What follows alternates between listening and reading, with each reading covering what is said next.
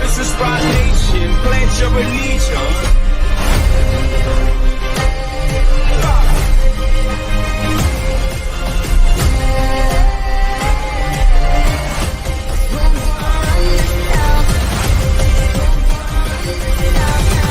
We gon' run this town.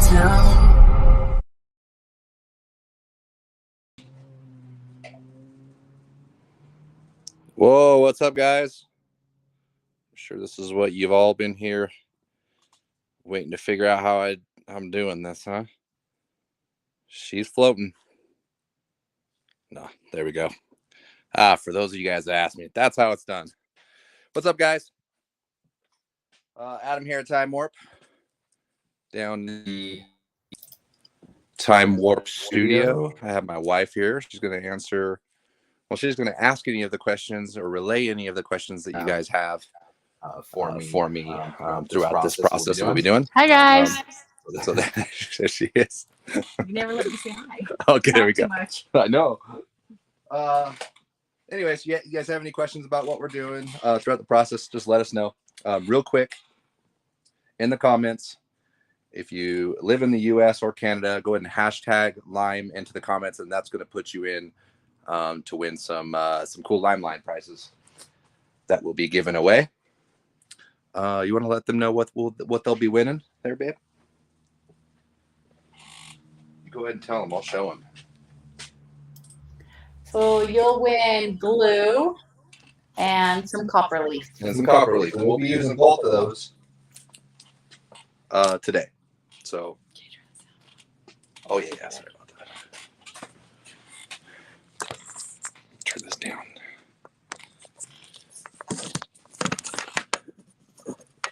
All right, so this is what we'll be working on today. I'm going to kind of just bring you up on the whole process of this paint job really quick.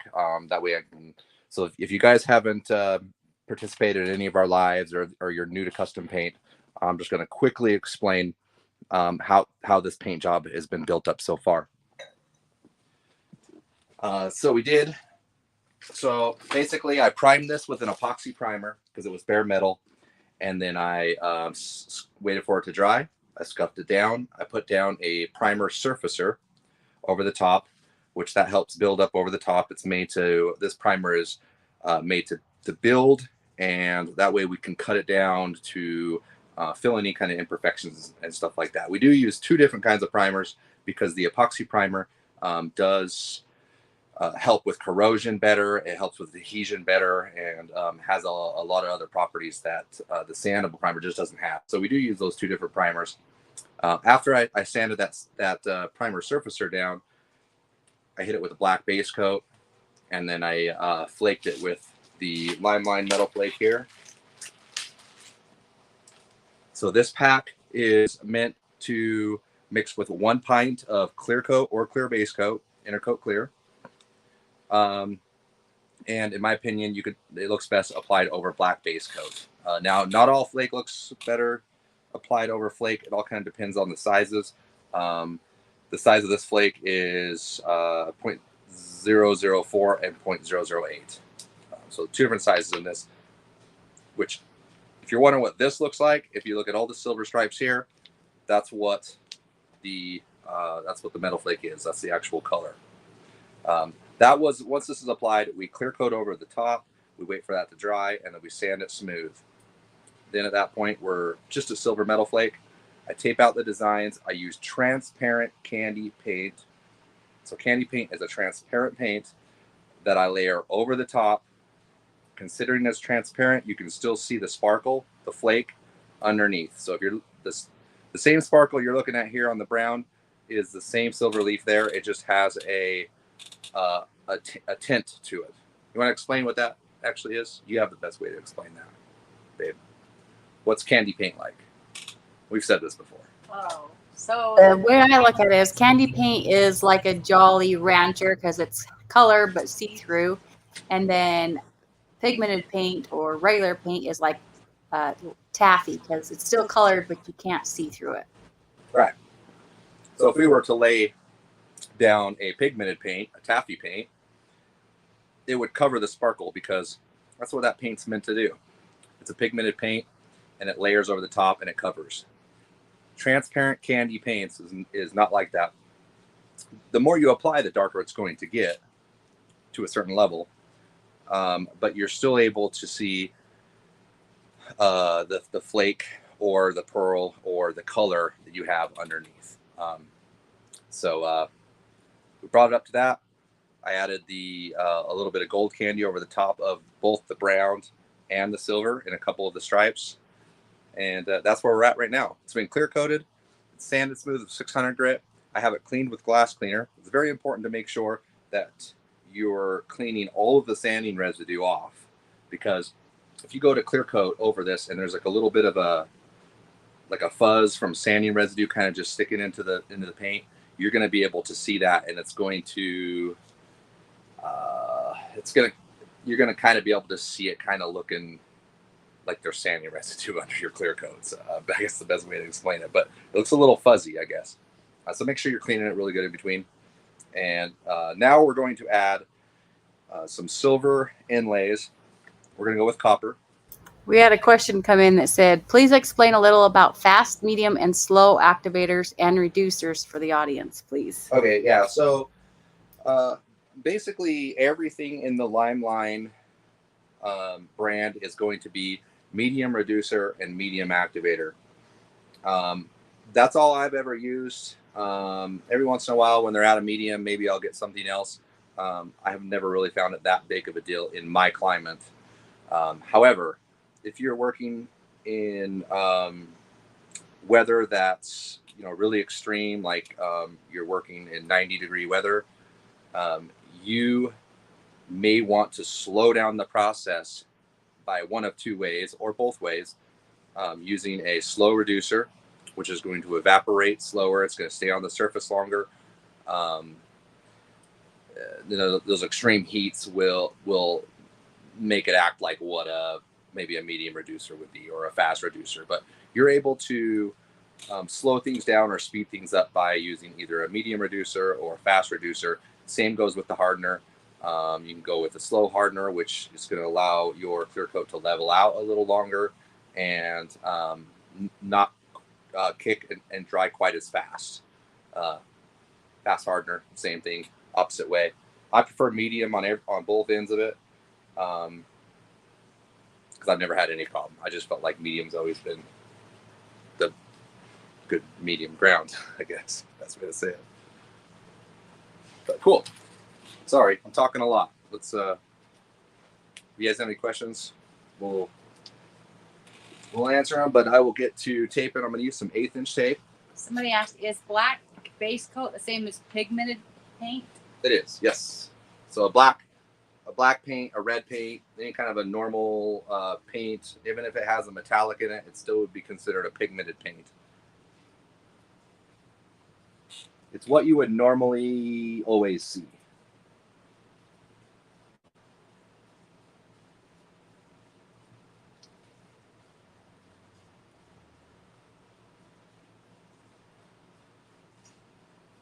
Basically, I'm just following the original silver stripe that I had earlier.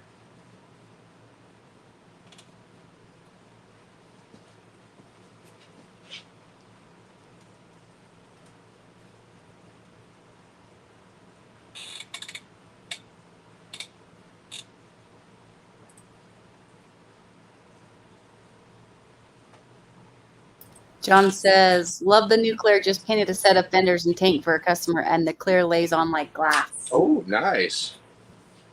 Yeah, if you wouldn't mind if you bought that on Amazon, if you put up a product review, a picture would be awesome. I would really appreciate that, because still, even after 2 weeks, we still don't have any reviews on that clear coat yet. Just still waiting for the first one. So if you like it, hey, let us know in a review. He said, will do. Ooh, thank you so much. Errol said, your taping skills are on point. Thank you. That's probably one of the things I do best, really.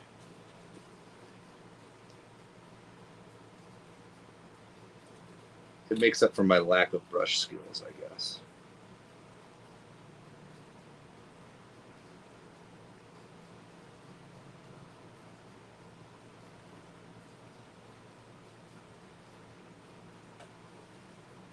Roman said, got a little grief for using stencils and not freehanding. Any thoughts about that? Freehanding. Using stencils instead of freehanding, they said.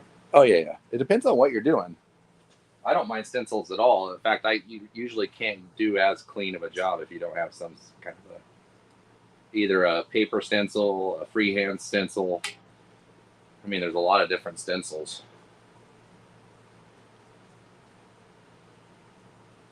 Yeah, you shouldn't worry about what anybody else says. You're all good.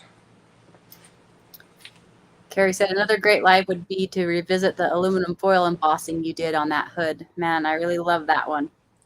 Yeah, I would love to find an easier way to do that. Because it's not easy. It's a lot of clear coat. I feel like if something can be brushed on, like an epoxy, like a thicker brush on, would be a better way to go about it. And then Mike Manning sent a $20 super chat and said coffee fund. Oh yeah, thank you. Thank Appreciate you, that, Mike. buddy. Thank you for that.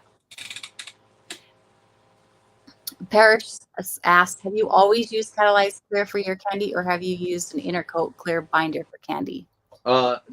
No, and I don't use, for the candy, I don't use a catalyzed clear. I use a clear base coat, also known as a binder or an intercoat clear.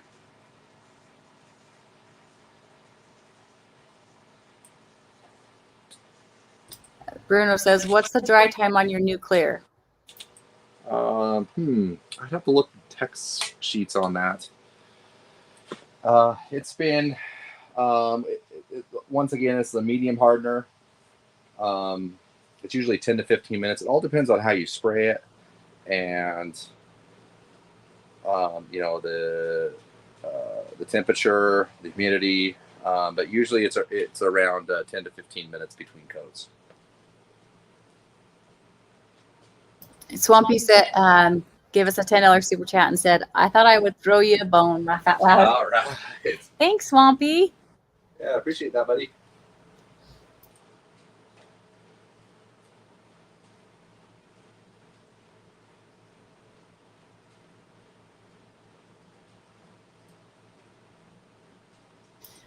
Have you ever stenciled in letters in glow in the dark color so words only show up at night? I want to try, but don't know if it will act like I think.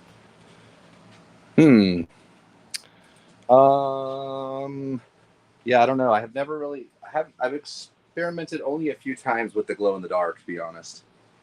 I wish I had more time to do more stuff like that. The glow in the darks that we have are pigmented colors. But we have entertained the idea of bringing in the glow in the darks that are clear. So basically, they're white in the day, and then when they glow a color, which is pretty cool.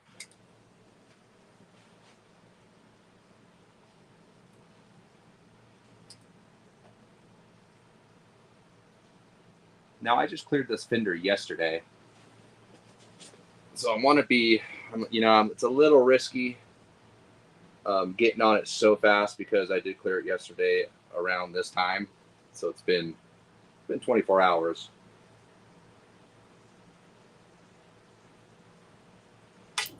Rocket Man said, use my new Pro 1.4 gun last week for the first time. It was outstanding. All right. Yeah, I appreciate that. Yeah, that's cool. I like it too. It's actually my go-to gun in most all cases.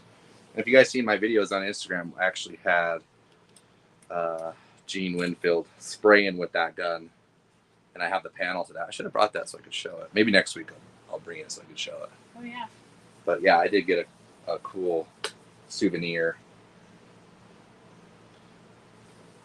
that I was pretty grateful to have.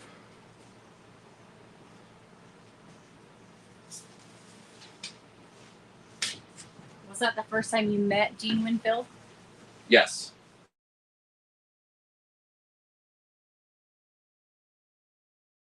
I felt like I knew.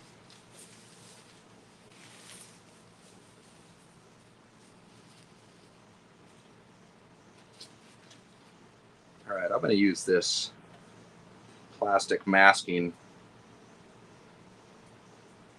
And once again, this tape or this clear coat is pretty fresh, so I want to avoid masking on this like really crazy. Like a lot of times I would just run masking tape all the way across, but since this is a little bit fresher, I'm just going to do the masking tape on the edges, and then I'll just mask this out.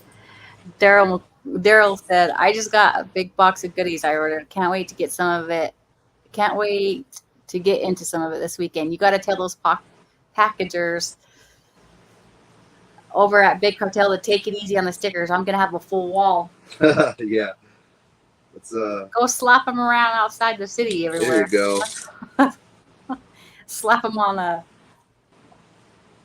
We go through there's a drive-through here in Utah and Roy that's a taco place, and literally everybody slaps their sticker on that. It is probably has 6 layers, but everybody always slaps a sticker on that. It's the go-to place to stick your sticker. Constantly, yeah. And everybody's always looking. Yeah, they want to make sure they're still show, so like you see, like another one will pop up. So instead of making a wall, go slap them around the city. There you go. Create a sticker spot. Yeah, we'll take reviews and sticker slaps. Yeah, there you go. Amazon reviews are #1 though. Please. Swampy said, I like the spiderweb work. Oh yeah, thanks. I think I have a couple mini tutorials on that. Pretty easy to do. Doug says, I sprayed some clear last week. If I push my finger in it really hard, it still leaves a mark. Will it eventually fully harden? Ever seen that happen before? Yeah, it does. I mean, even how long do you say? A week? Yeah, he said sprayed it last week. It's usually a whole week. It would be pretty dang hard. But it all depends on the conditions that you're spraying in and the conditions that that it has to dry in.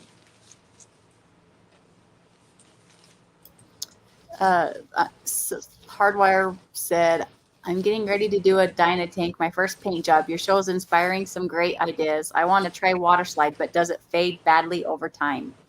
Yes. I mean, water slide is kind of one of those things where you would save it for one of those jobs that, like a chopper tank or something like that. That's like, because it's going to be a high maintenance kind of paint job to make sure that you care for that.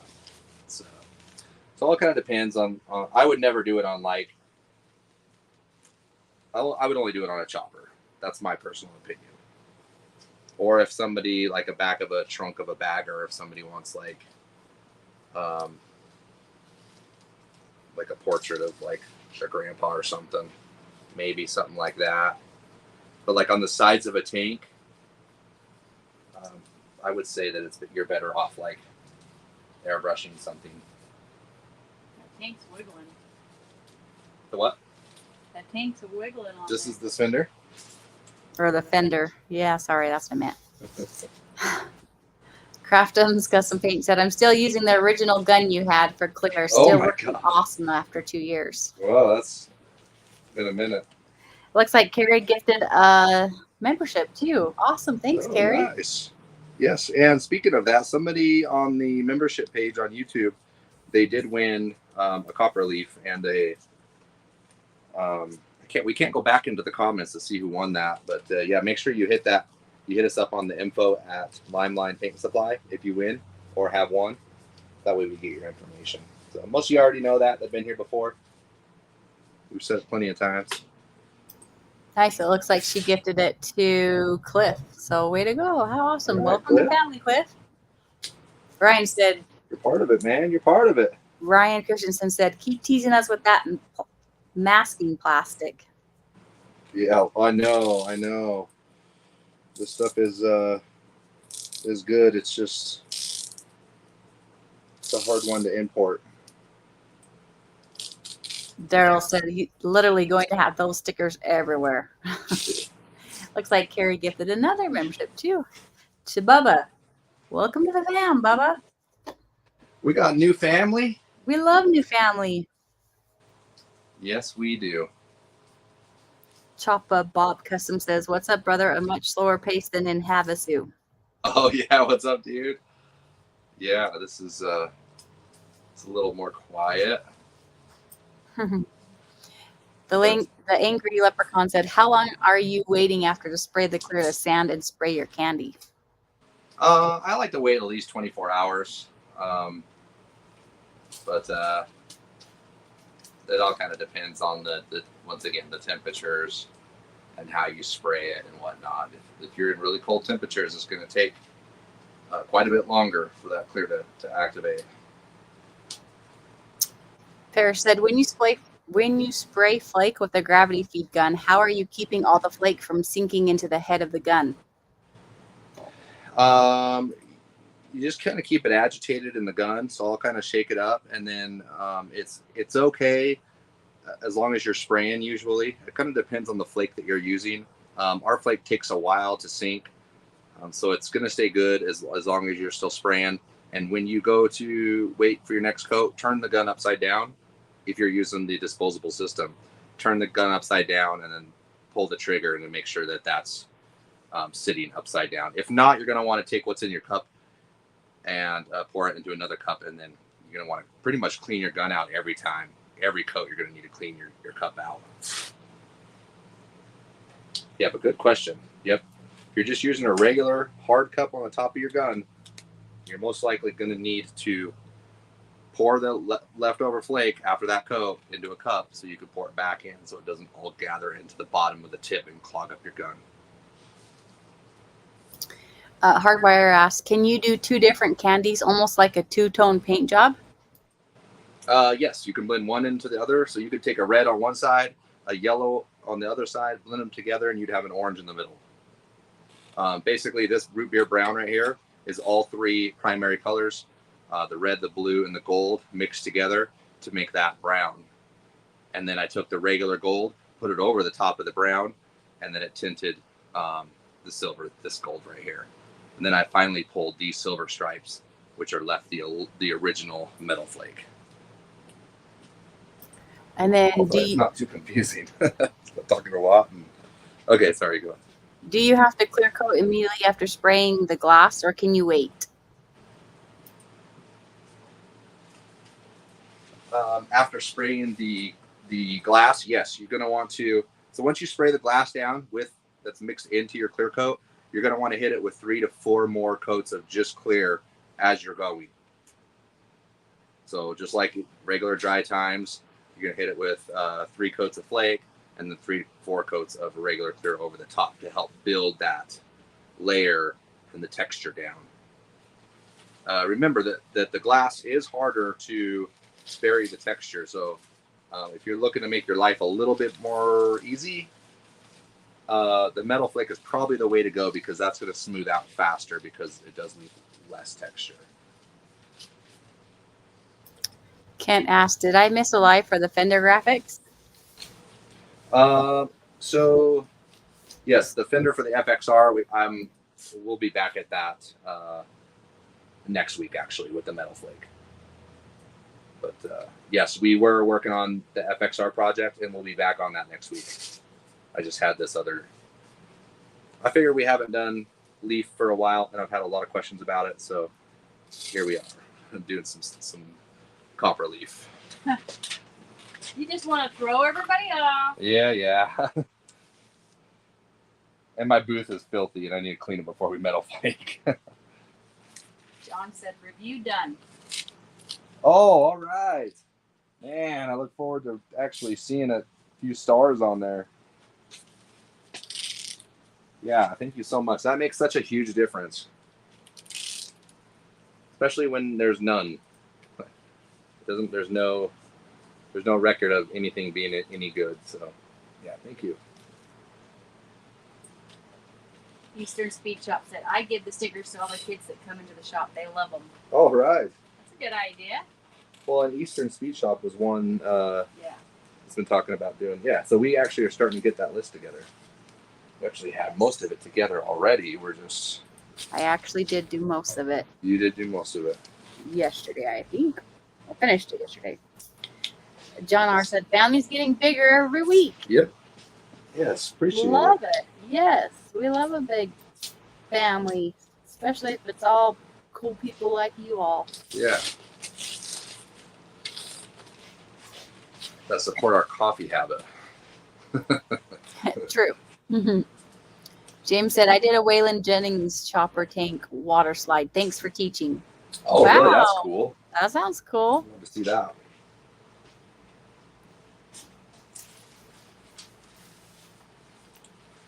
Yeah, but Bubba says, I'm not new. I've been here for almost a year. I know, Bubba. I got you. And Cliff, I know you. I know your names. I have a pretty good memory when I see your name. I'm most of the time I can remember who all y'all are. Yeah, and she'll hook it up because you do some of the orders most of the days. Yeah. So if she sees your name, she'll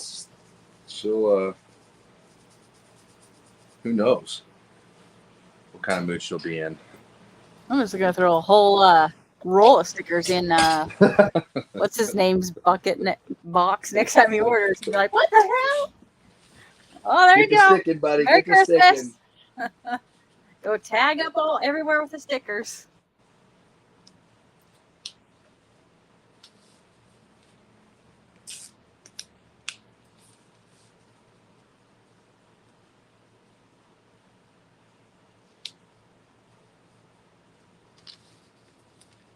Just being real careful, making sure I'm being really thorough so I don't have any overspray issues that I got to take care of. Christian said, I just painted my tins with silver base multi-size flake mix. Laid down 2 coats of clear. Still a bit rough texture. Should I put a couple more coats of clear before doing artwork in candy? I would. It all kind of depends on like how much texture. If it's just like a little bit here and there, but the majority of it is smooth, I'd probably let it go. It's not going to make any difference. The next clear coat will help smooth that out. If you are doing any kind of pigmented paint and not transparent paint, and you do have that texture, say like you bevel flaked it, but you were going to do some white, solid white, pearl or something to like mix it up a little bit, you're not going to want to spray that white pigmented color over the texture. You're going to want to make sure that's smooth, because that texture, especially if it has a pearl or metallic in it, it'll show. But transparent colors, it won't show any texture, and black also will not. So we can get away with certain things sometimes. But yeah, good question again. I'm liking it. We're full of good questions. Somebody wants to know How you got that brush look on the tank? How'd you do that? Oh, it's just a saran wrap, plastic wrap.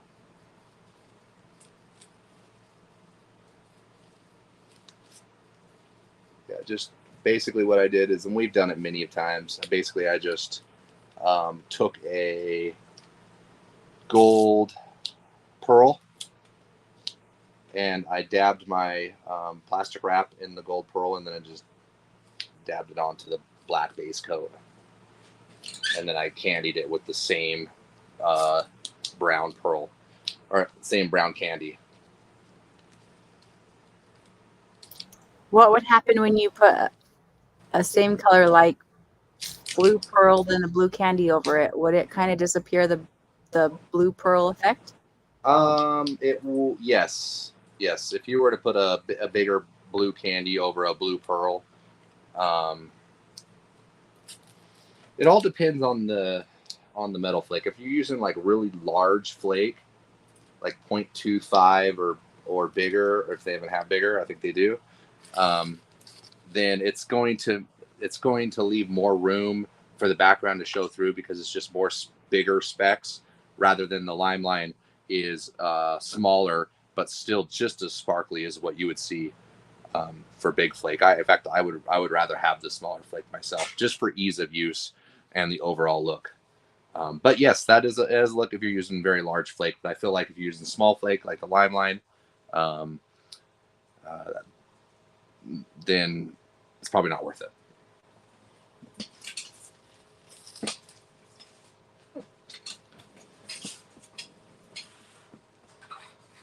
Just about got it here. Oh.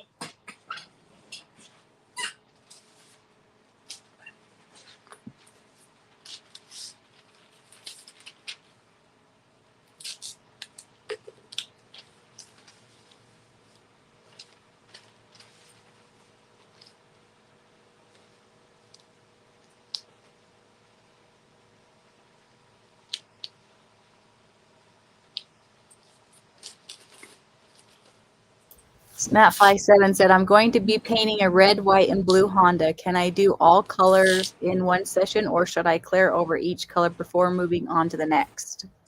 If you're doing red, white, and blue, it all kind of depends if the graphics are going to cross over each other. Depending on, and it also depends on what paint you're going to be using too. Yeah, if one graphic crosses over the top of the other, there's a good chance you might just want to clear it in between that. If not, you should be able to do it maybe all in that one layer. And then I would clear coat it, fix any errors, sand it down, then fix any errors that I have. Maybe there's a little bit of overspray here and there. Fix up that stuff, and then re-clear it again with what they would call a flow coat. So, or flow coats. You could reduce your clear coat a little bit to make it just a tiny bit thinner, usually on the last coat. But yeah, by sanding your graphics down, clear coating them and sanding them down, the next coats of clear always smooth out a lot better, and they'll just kind of level out much better if it already has a couple of coats beforehand to help smooth out. So yeah, and sometimes that's just what it takes. A lot of these complex paint jobs, they need to go into the booth a few times for clear coat. This one right here, just for instance, has been into the booth 3 different times already, and it's going to go in again after this, and most likely it'll go in for one last flow coat.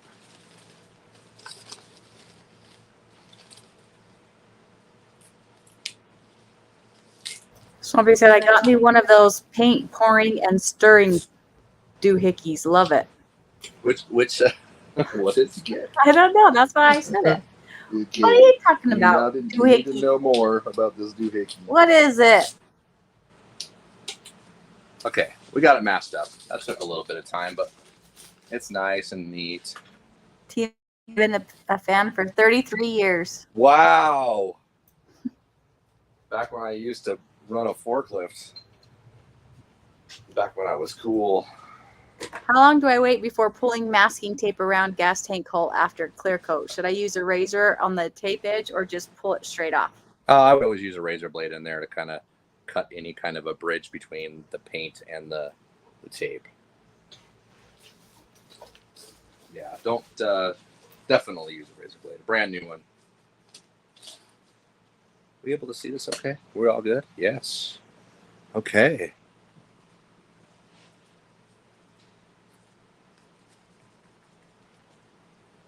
So you want to go ahead and we'll give something away. We're about midway through, so we'll go ahead and we're going to give away, so real quick, hashtag Lime into the comments, and then that gives you a chance to win. You can see other people that did it. Just do the same thing. Hashtag Lime. You'll win the glue, and you'll win some of the bronze leafing that we'll be using.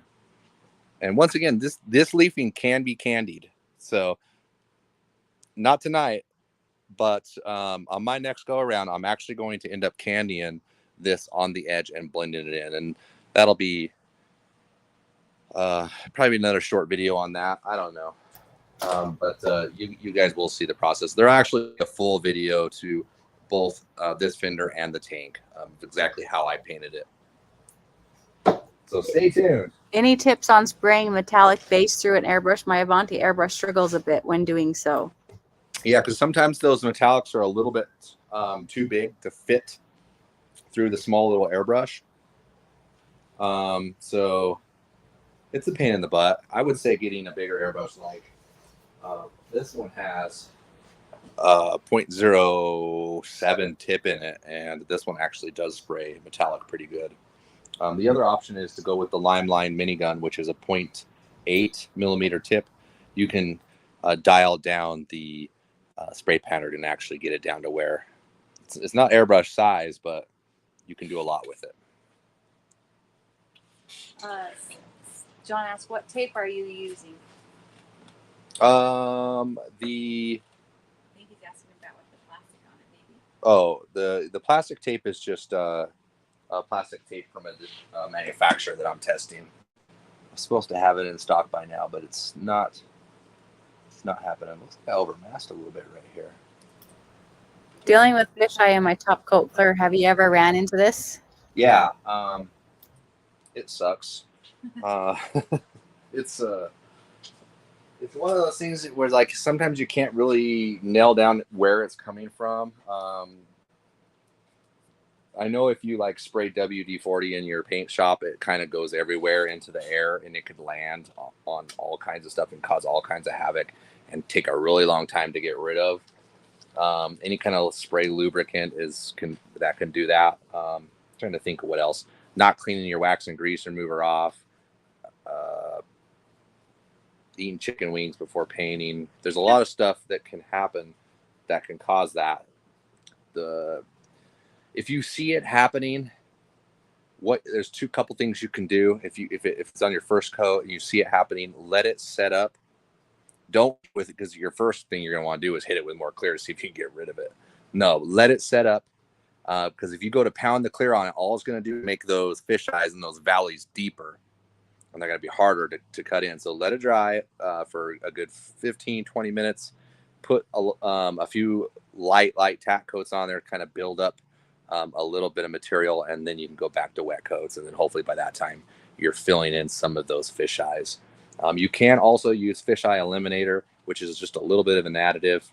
Usually it's like 1 capful to 24 ounces. It just takes a little bit of fisheye eliminator, and that will take care of those as well. So even if you're in between, like you're doing your first coat and you see them pop up, you can go ahead and just throw a little bit of that into your mixture, and then that will also take care of it. But it's one of those things. You start to use fisheye eliminator, you're going to have to use it for a while, because until you actually get things cleaned up again. So it's like you have to wean yourself back off of it once you start using it. But it's not something you would want to use forever. Is there a white translucent on the market? A what? What's that? White translucent? Mm-hmm. What? Oh, a white candy. I got it. No, there's really not. I guess there's no colors, and there is black though. So yeah, you can get all the colors. There's just no white. Let's see what else. What's up from Jeremy and Lana? Hi guys. Bob says I'm getting ready to do my first flat clear coat job, and sorry, it moved on me. And I'm worried about dust nibs. Any suggestions? Dust nibs. I wouldn't worry too much about it. You can wet down your floor. Just make sure your parts are really clean with glass cleaner, and wear a paint suit, because really, if you think about it, the paint gun. So you have the paint gun here, and you have pressure. You're pulling back, and you have pressure coming out of the paint gun. Well, all this. Hopefully, I say this right. I'm not even going to say it because I'm probably wrong. Anyways, what's happening is you're causing a negative pressure through your body. It's like it's pulling the fibers off of your shirt, because it's blowing air out of here, and it's pulling air through here right off of. So if you're wearing some kind of a paint suit, it's going to prevent that from happening. Not only that, it'll protect your skin as well. So paint suit, wetting down the floor, making sure your parts are clean. Give yourself some distance between things that may be dirty. So if you have a shelf that's all dusty, don't set yourself up next to the dusty shelf where you're blowing all that other stuff. Give yourself some distance, 6 feet. Wet down the floor, not a lot of times. I don't like walking on a wet floor, so I don't do it. And then a lot of times, if you're new, you're putting 3 or 4 coats on there. There's nothing wrong with letting that set up for 24 hours or a little bit longer, scuffing it down, and applying 2 to 3 to 4 more coats of clear coat as like a flow coat, and then you'll find that it just looks amazing. It'll really flush out, and you'll have an easier time cutting and buffing, or even just nib sanding if that's all you're going to do. Okay, I'm going to try to get through these. Sorry. I'm going to try to be abbreviated with 45 minutes behind here on questions. Okay. The orange paint you used on the bike a couple weeks ago was crazy bright. I painted some license plates a couple days ago and shocked how bright it was. Yeah, super bright. I love that stuff. Next. I'm gonna cut you off. Hold on, real quick. Oh no! Here we go. Meant to be mixed 1-to-1 with water. There's no hard rules with this. So we're gonna mix up that much, and we're gonna get some water. Go ahead. I Next noticed question. you use an airbrush to fill in your graphics to minimize paint edge. Would the 0.8 gun be okay for larger area? Oh, a point. Yeah, yes. 0.8 gun would be perfect for that. I'm wanting to do a Texas flag on a tank, but with the Mexican blanket effect. Oh, that's cool. Interesting. Shout out to the shovel head in the background. Oh, yeah. How can I keep split tape paint from lifting or bubbling at the gas caps? I have had issues in the past, even with $2,500 Chromax paint. What's the trick? Yeah, it's just the nature of the beast, really, to be honest. It's just kind of the way it goes. Some caps, some bungs are better than others. If they have, like, the new Harleys have, like, the interior little ridge that you can tape inside of that, and then usually I never have a problem with those kind of caps. It's the ones that go flush right into the bung where they don't have any kind of a ridge or a place to stop the paint. Yeah, I really don't know. I usually don't even paint tanks like that, especially for customers, because of that particular reason. All right, we're going to use this airbrush. What airbrush is that?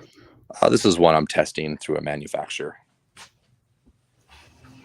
So far, so good on this thing, though. This is like actually the best airbrush that I've tested out of the very many. Oh, it ain't working right now. Then can someone help? Cheddar says, "Call me dumb, but how do you buy a membership? Can someone help him figure out how to do that?" I know it's kind of tricky on here. Yeah, I think you might have to do it on. Was it on the webpage or on a No, I asked PC? him. Yeah. Yeah, maybe you have to. It's the membership on the PC. I think you might have to. Oh, that's spraying good. See how nice and clean that's spraying? Now, if it's like all spitting and splattering, you don't want to spray the glue out when it's doing that. Pear says, "I've been painting and custom painting for over 30 years and can honestly say I have learned a lot from your videos and lives. This is the kind of thing where you never stop learning." That is absolutely true. Robert said, "Speaking of gas tank openings, use clear fingernail polish, 2 coats, 30 years, never had paint lift. Huh. Tip of the century." Well, there you go. Tony sent a $20 super chat instead. Thank you for the super chat. Thank you. And then he said, "Just use the Limelight 0.8 gun to clear coat the hood panel after silver leafed and spun for the first time. Worked great with a mini 1-gallon air compressor. Thank you." Yep, that's what's great about those smaller guns like the Limelight minigun. Less air consumption. And if you don't have a big 2-stage compressor with 220 power, you don't need it really. With that gun will do anything. Primer sometimes can be a little thick for it, but you can always reduce the primer with urethane reducer, and it's going to thin that out and make it spray out of the smaller tip size. So like right here, we're spraying out of a 0.07. The paint gun that we're talking about is a 0.8. So it's quite a bit bigger than this, but it would be used for spraying base coats, clear coats, and some primers, or primers as long as you can thin them down, which you can with the Limelight and most any brand. It's just fine thinning that out a little bit. Will Limelight Clear react with one-shot enamel? Yes, there's things you have to be really careful. So what you want to do with the one-shot enamel is, and I just learned this, you're going to want to put a couple drops of the hardener that you're going to clear coat with, which is part B, which is the hardener. You want to put a couple of drops of that into your pinstriping paint.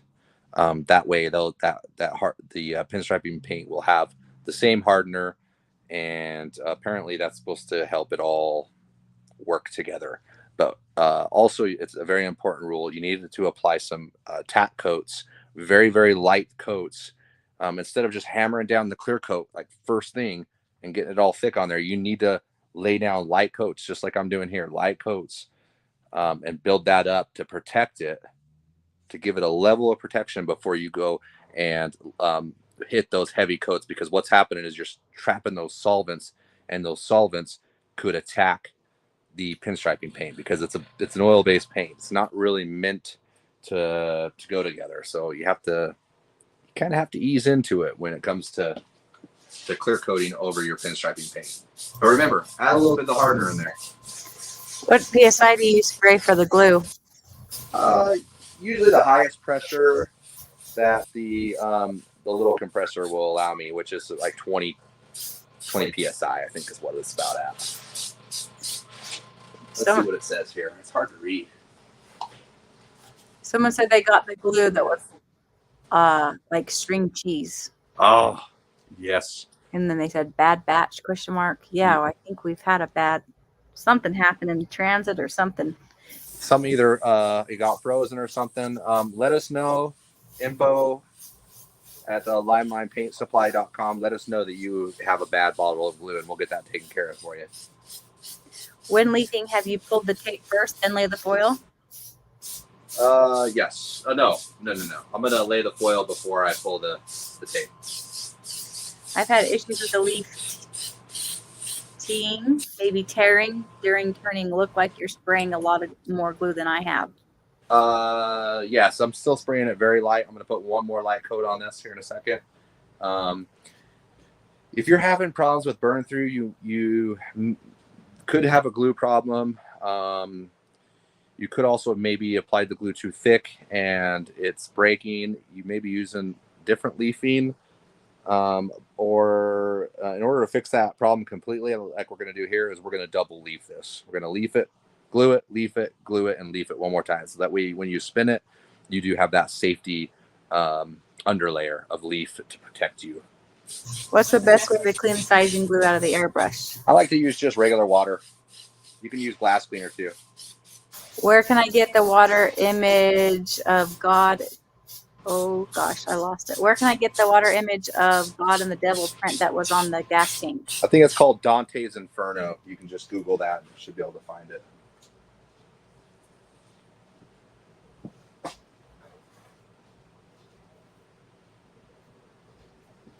I want to try making flames on a black paint job with red to black color change paint so the flames will appear as if to disappear. Will it have the effect that will it have that effect? Let me try reading that again. Okay, because I'm gonna have to hear it again. Sorry. I want to try making flames on a black paint job with red to black color change paint so the flames will appear as if to disappear. Will it have the effect I think? Yeah, you're gonna want to use candy paints to do that. And maybe doing that fade, the red to black, you can go like silver to charcoal fade and then put the candy over the top, and that's exactly what's going to happen. Your candy is going to keep the fade. So hopefully that steers you in the right direction. Can you use a disposable cup with a 0.8 minigun? At this point, you would have to get an adapter. The next go around, we will have adapters for those guns, and I will have extra. So if you've bought it and you need an adapter, let me know, because the next batch I will have, it'll be available with that PPS system. What's going on here? This leaf is. Do you have the 10-ounce cups in stock? We do have the 10-ounce cups in stock. Yes, you should be able to see those. I have spread the sizing glue as light as possible in layers, but still get a goosebump-looking finish in my silver leaf. It's so frustrating. Yeah, you got to make sure it's everything's super clean. And usually, what's happening is you're not spraying the glue on light enough and smooth enough. It really needs to go on with a smooth mist. If it's clumpy, If the airbrush isn't spraying right, it's going to cause an issue with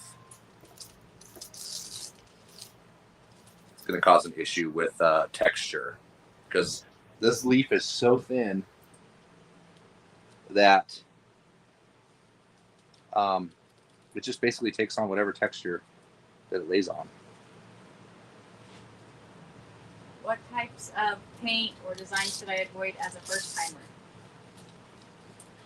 As a first timer, I would say a lot of people are tempted to just go to the craft store and pick up just regular paint that you would use like for a brush, and usually water based, and it just doesn't spray the same. It's not the same. It's not the same as what we're using here. Basically, we're using automotive paints, the same paint as you would like at a collision shop. You know, like a black car paint, a white car paint, a red car paint. You know, obviously there's toners or candies that we use that a lot of like collision shops don't use, because it's more kind of a specialized thing. But they use them for different things. You know, they'll use a candy, what they would call it most likely a toner. They use those to mix in with their mixtures to brighten things up, to add richness to a color. They're really not, in most cases, unless they are a tri-stage paint job, in most cases they aren't. They're not using those specialty kind of paints. So other than that, we're using automotive grade paints, clear coats, primers, same thing they use when they're repairing cars. I think you got sidetracked on that question, but that's okay. Oh, Have you ever painted the underside of fenders with like a rhino liner type of product to protect it, or is there a product you'd recommend? I like just using I think 3M mix. Let's see, right here. This is what I used last time. Dominion.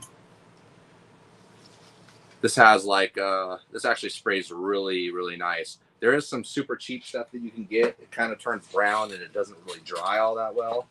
But this stuff is good. So yeah, we don't use rhinoline, but we use a rubberized undercoating is what that would be. But yeah, so underneath fenders, it's great. I would prefer to primer. If it's bare metal, I prefer to primer underneath the fenders and paint them.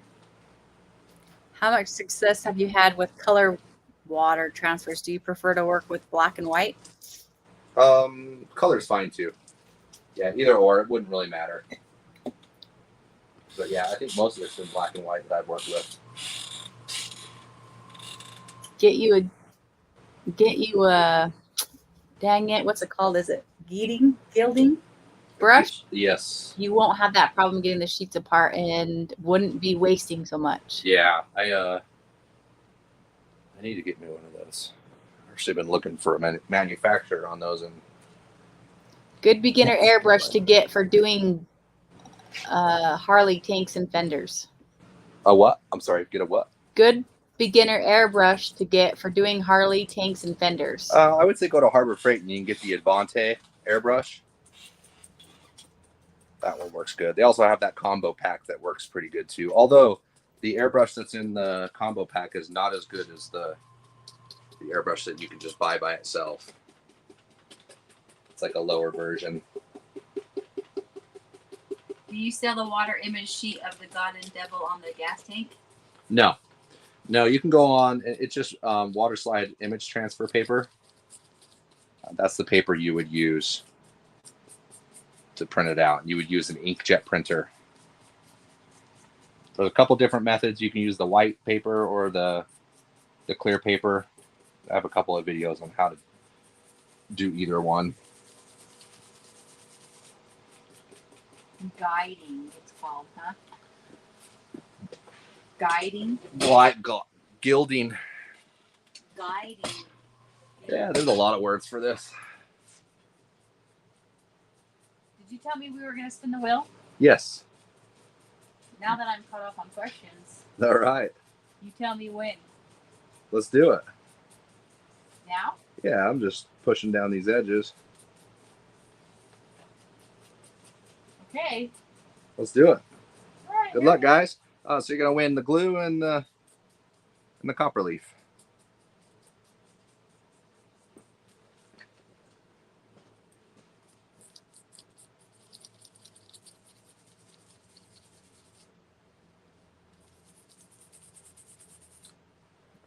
Who do we got? Kendra Marie.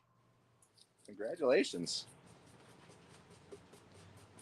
You won some leafing supplies. If you're not interested, you can always get a t-shirt. Just let us know. But yeah, either way, let us know where you live.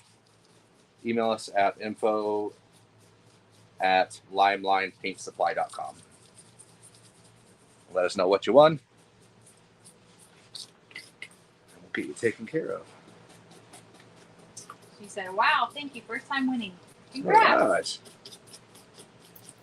What candies would you use to get a nice honey color? Thinking about making a bee design for my honey wagon. For a honey color?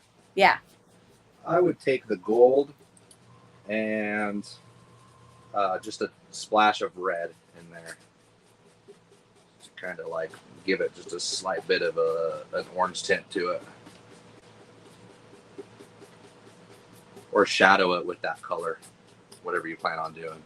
Like use that as your complementary shadow color. You could just use red, as a matter of fact. Maybe orange. Yeah, use orange. Yeah, you can always practice on something.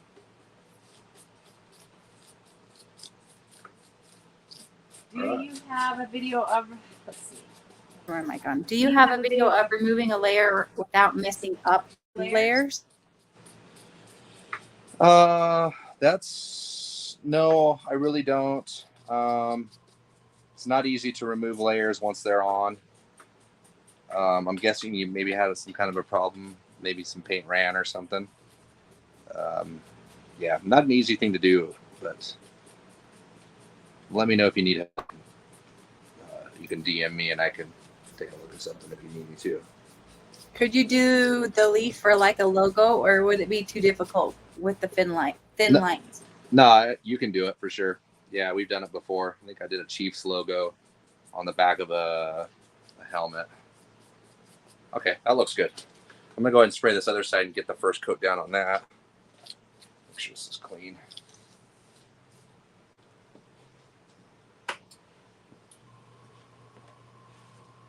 The guy that asked the guy that asked that last question, do you have a video for removing a layer? He said, laugh out loud, just planning for the future.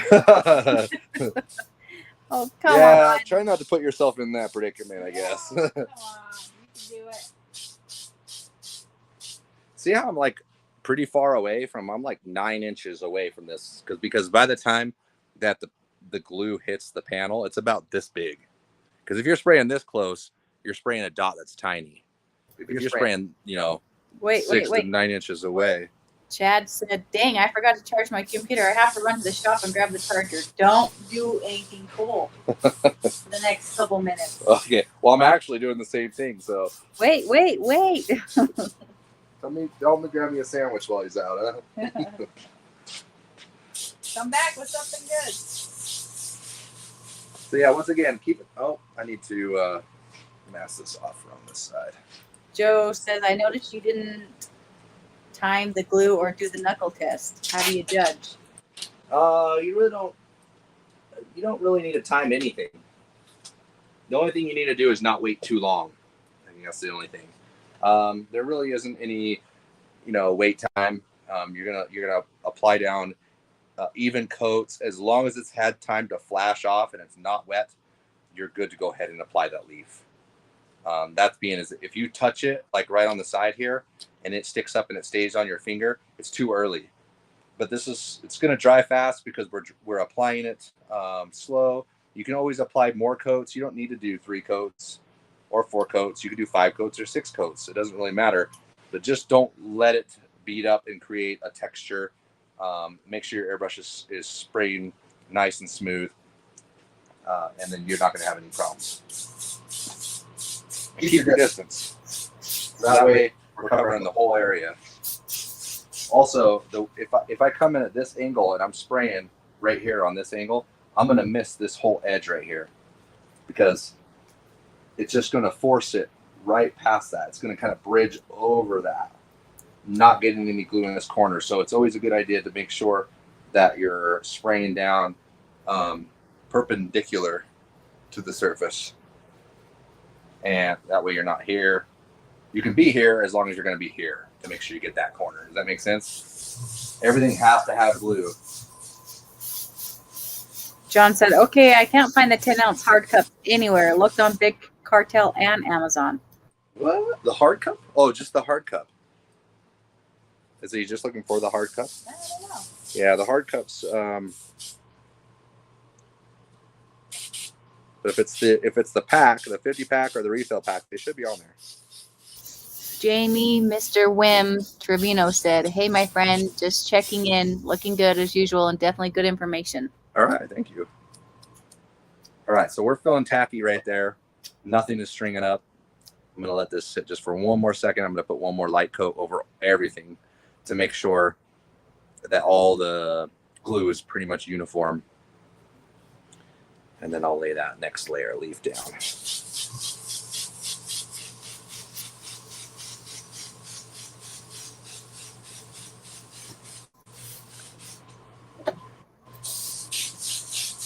He said, yes, I need a couple more of the hard cups. Yeah, those actually I don't think they're even on the Shopify or the Big Cartel. They would be on Amazon only. You can always email us and we can get you hooked up with what you need. Or just tell us and we can make a list and have the dude put them on. We don't want to do that. I have a dark blue mica pearl that I want to put on black, but don't want to turn it into a dark blue paint job. Just black with a slight effect. Better to put the pearl in the clear, or let's see, it moved up on me, or the paint. I would put the blue in a clear base coat, and then put it over whatever color you're going to want to do.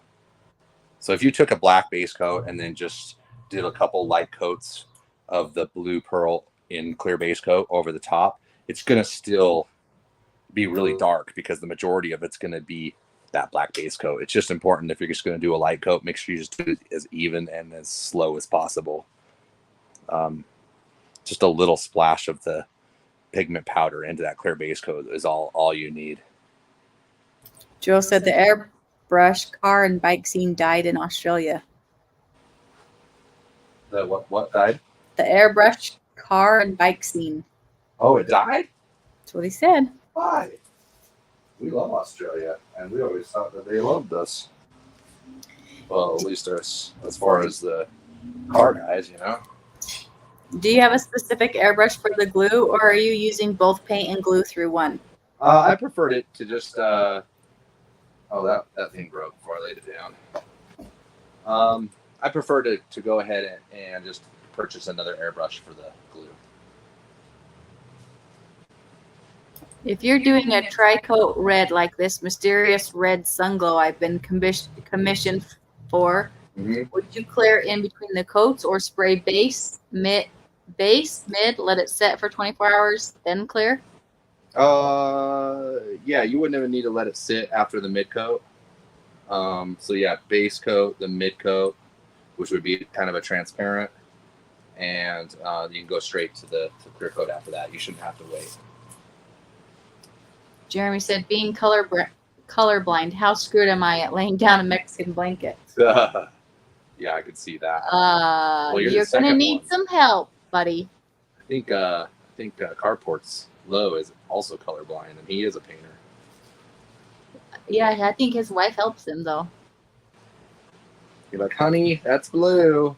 Wrong color, bro. Joe said they had to go to printing in Australia. What?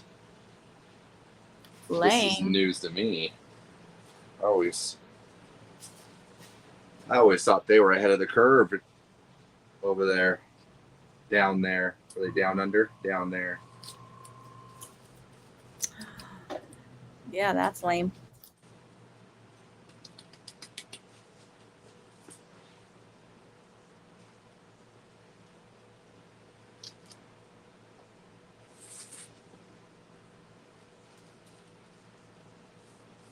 Need to get the move on here, man. I'm gonna run out of time. Well, you chat a lot. Yeah, no. Just trying to answer. You answer, or you just go around about and forget to answer the question. That's okay too. Well, how many have I forgot to answer? Yeah, I think one of them I got a little confused. Yeah, you totally did. They said for a first timer, what design or pattern or something should you stay away from? And you're like, well, don't go to the craft store. And what the hell are you answering? Somebody meant paint. Design. No. Okay, let me read. Let me no, have no, another shot at that one. We've passed that. We've moved past. Oh, I want that one back. No, we've moved past. We're halfway through the glass of wine. It's over. Done. You don't get to go back. Next person super chats. I'm answering that question. Okay. No, you're not, long-winded little guy. Just sit over there and put your leaf on. I'm almost there. I got 2 more. And it's going good, FYI. It's going great. The custom paint scene in Australia is still big, especially in bikes. The Vicla Harley craze is getting big. VICLA Harley craze. Yeah, I always know they loved V-rods there. I think they were the only ones, but yeah, I don't know what to do with V-rods in Australia. Okay, let's pat this sucker down. They like the V. They like the V? And we like the D. For Dallas. Dallas Cowboys. That's what I mean. Oh, come on. Get your heads out of the gutter.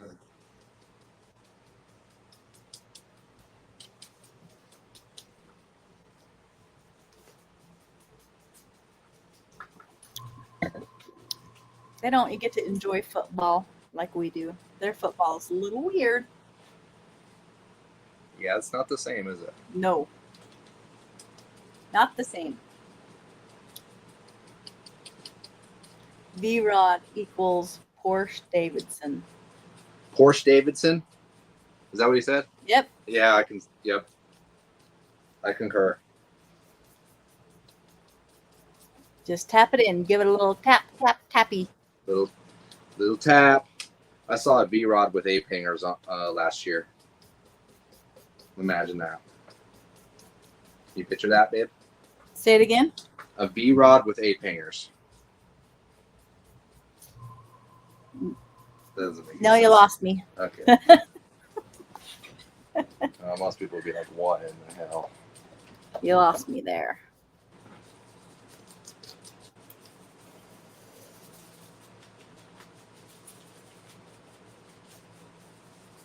Looks like I could have put a little more glue on this side. Well, I'll kind of show you a few of the imperfections that is happening on this edge here. But the good thing is we're double leafing this. So if we have those little slight imperfections, the next go around with the leaf is going to take care of that. And I'll bring you in a little closer here in just a second. Wayne said, I've always painted stuff for myself till I came across you. I painted a bike for a friend on a custom build Harley that was in a reveal at the Moto Museum in St. Louis last month. Thank you. Oh, right on. Oh, that's cool. I want to go to St. Louis. Why? Because that's where you were born? No, I wasn't born in St. Louis, but I was born close to it. You were born in Missouri. That's right. And I've been wanting to go back. All right, we got that. So I'm going to kind of, see how it's kind of loose leaf kind of everywhere? I'm just going to kind of brush it off because when we spray our next coat, we really don't want that leaf blowing into our wet glue.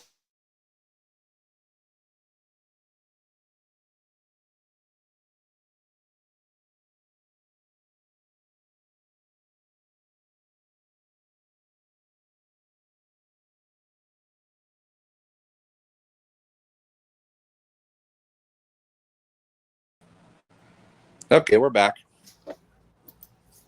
Everybody's saying that had to look ridiculous, the I know. the bike. Insane how awkward it looks. Okay, go ahead and give this a spray. Once again, same glue, same everything. We're just gonna coat it one more time.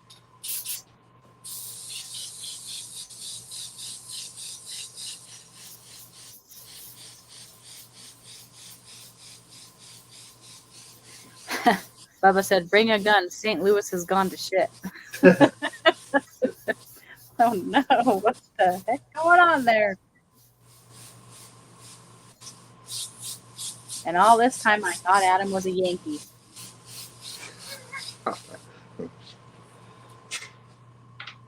Good one. What part of Missouri were you born in? Warrensburg.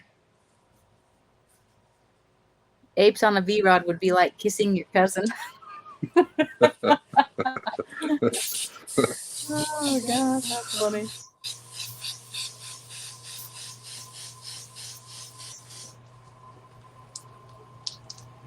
You guys ever have one quick thing? See how my cap's the hole is all clogged up?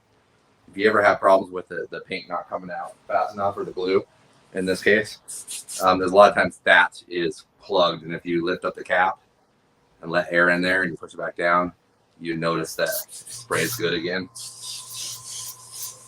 Fatlack said, thought he was going to show the imperfections first. Oh, yeah, I will. The other side has more imperfections. I'll go ahead and show those before I spray it. This side actually turned out really good. Do you have any bikes with 8 hangers? No. Well, do I? No. T-bars.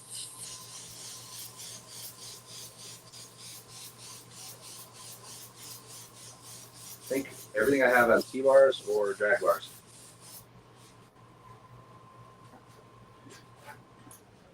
Okay, we're good. That's nice and sticky, as you can hear. We will grab the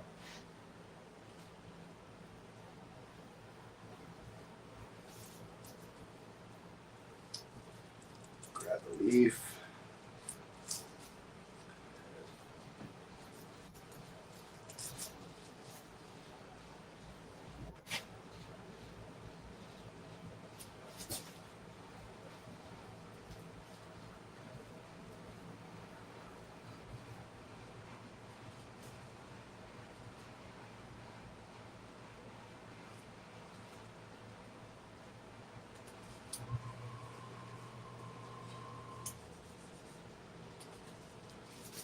Love my apes.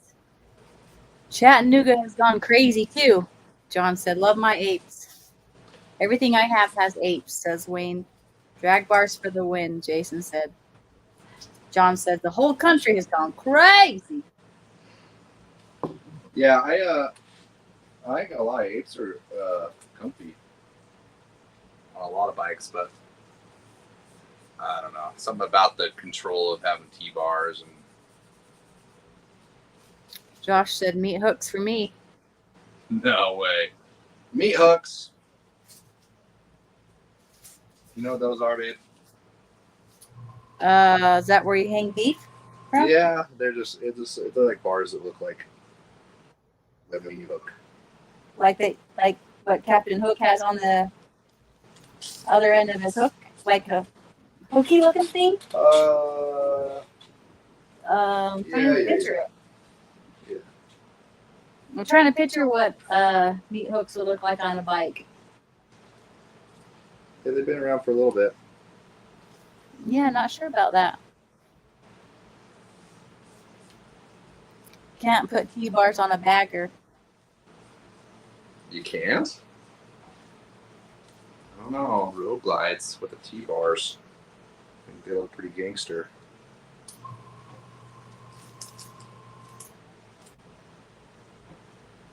But to each their own. Yes. You can put whatever the hell you want on your bike. Yes, you can. You can put ape hangers on a V-rod. And you can kiss your cousin. Ride your bike to your cousin's and go give her a little smoochy poo.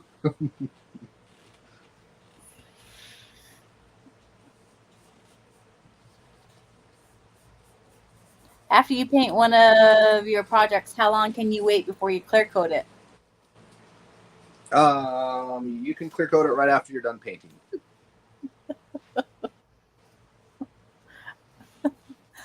But I can't even read it. Bubba says meat hooks is like when an older lady has her nipples pierced, then you can hook them in and lift them puppies back up. What? John said, didn't think about the road glide. I stand corrected about the no D-bars on it. Yeah. The road glide is like the exception, I guess, for that. Yeah, I'm making a mess here. Let's 14's on Ultra, 16's on my Softail. Nothing better. I know lots of guys running T-bars on their bagger. Are we in West Virginia now, cousin kissers? You got your cousins and you got your first cousins.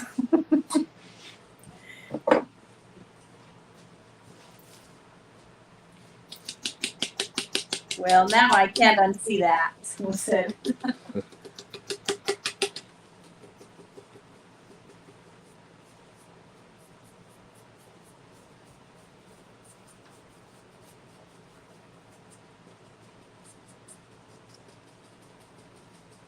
And once again, I'm kind of just poking at the two areas where they meet right here to make sure that I'm not like pulling away or ripping away the leaf before it has a chance to stick down to the glue.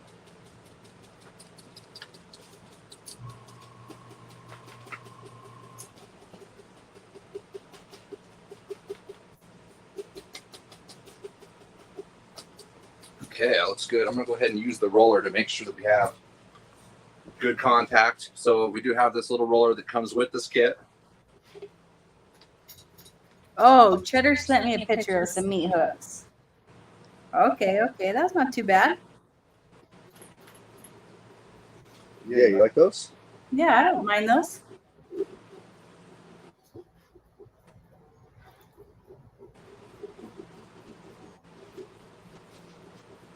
Well, now you know. Kind of like people who wear cat eye sunglasses, you know, that has like little points on them. Yeah. Josh, get you a pair of cat eye sunglasses to ride your meat hook bike with, huh? All right. A little bit on this edge there's a little bit. Let me make sure I take care of that. If you got any repairs, now's the time to do it. If there's a little bit of leaf missing on the edge, hit it before you get done burnishing it too much, because you'll end up burnishing it down to where that glue doesn't stick anymore. How long does the glue take to set up? The glue only takes a couple of minutes really to set up. You just need to make sure it's not too wet and it doesn't string up when you go to lay the leaf down. Josh said he's going to borrow someone's mom's cat eye sunglasses to ride with his meat hook handlebars. Why am I like envisioning Prince? No. Prince? Yeah, he had the whole Purple Rain thing. Yeah, that's okay. Prince is cool. I don't have a problem with Prince. I'm going to talk on somebody that's not with us anymore. No, Prince is bad juju. Prince is good. We like him. I didn't say anything bad.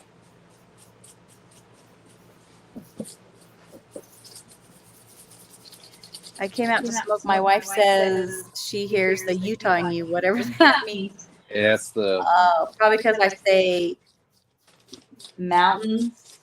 Yeah, the T. We're missing the T. Or yeah, we kind of think the T is silent here, I guess. Right, that's looking good. I can hear the Utah in you. It's funny because here, when I'm here, people will say, "Are you from here?" What does that mean? Am I from here? Yeah, I'm from here. Where else would I be from? They're like, "Are you from somewhere out east?" No. Nope. You get that, huh? Yeah, people think I have like an accent or something. I don't. It's a Utah accent. They just don't know. I'm trying to clear up my speech a little bit. I'm trying to talk a little clearer because sometimes I'll listen to how I'm seeing here, and I'm like, that's just like a lot of my words just kind of blend together. Oh, that's sometimes because you talk long-winded. You think so? Yeah. Okay, well, there's that one. Let me show. Paris says, I'm really Let me show digging these how guys. well the copper goes with the root beer candy. I'm getting ideas, but how come it looks like you're like a blob? The what? It's all fuzzy or something. What? Oh. It's all janky. Ernie said, on my way to Michigan in 20 minutes for a 2012 Road Glide. CDO has 18-inch meat hooks.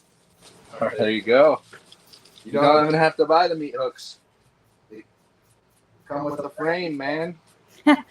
Prince, the only man that could sing higher than a woman, dress like a woman, and still your woman. Laugh out loud. That is true. He's all those above. Tyler said, meat hooks and men in bedazzled buckle jeans. Hey, I ain't hating. I like meat hooks, huh? Where the hoot owl hump the chickens. Where the hoot owls hump the chickens. All right, so I'm going to take this in a little close, and we're going to see on those edges right here, we have a spot missing right there, where the two leaves meet right there. There's a problem. This whole edge just has issues, right? So we're going to leave that again. We're going to make sure we pay special attention to those areas to be sure that we get the glue down in those and get pressed down so it looks nice and crispy when we're done. The Phallic said she said she talked that way for a long time. Been in Florida now almost 30 years, but heard it immediately. Utah. She knew it, huh? We knew it. Swampy said, anytime I go somewhere, they say, you are not from here, are you?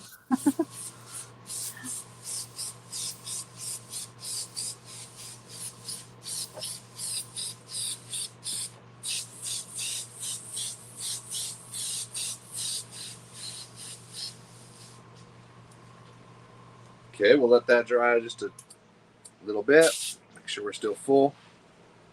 I'll just do that enough in there.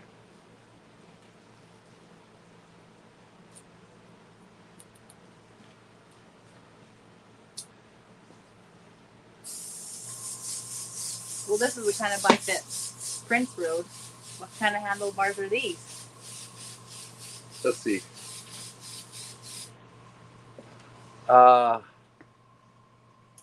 Oh, those are like rabbit ears.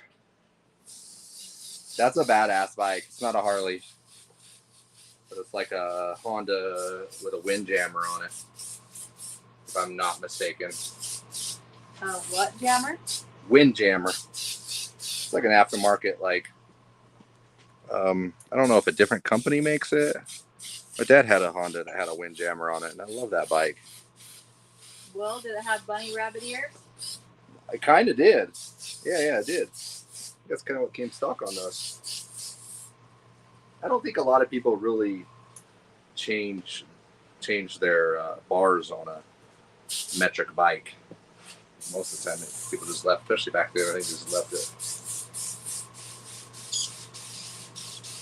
What pressure are you spraying at? Oh, about 18 to 20. There we go. Started to spray a little funny because I just had a little bit of the glue tip dry right there, so I just grab it, clean it off.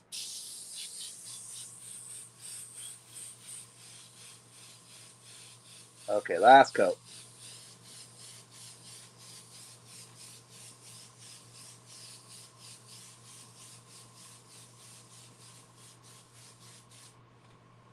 Okay, there we go. Let's lay it down. Another pack here.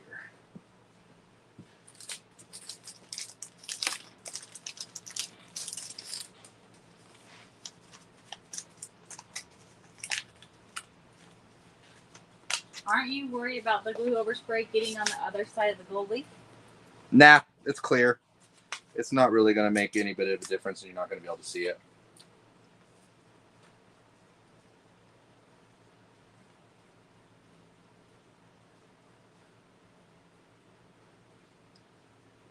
This is a brand new pack, so it's going to hopefully be easier.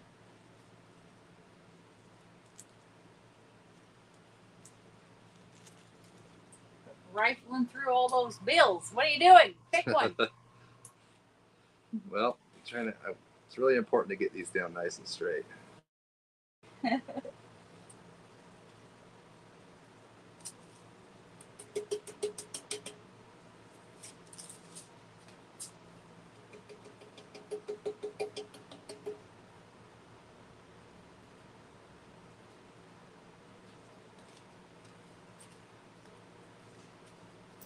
A lot of people, you guys are all kind of close here in Florida. There's a few of you that are like so close. Florida. Yeah. Mm-hmm. Yeah, notice we have a lot of viewers from Florida. We get a lot of orders from Florida. What's the tip size on that airbrush? It is a 0.07. But you can pretty much use anything like a 0.35. You may have to maybe reduce it a little bit more with water. But most of the time, 50-50 with water is going to work with any kind of airbrush. You just want to make sure that the glue is spraying on smoothly and it's not too thick. If it's too thick, just add a little bit of water.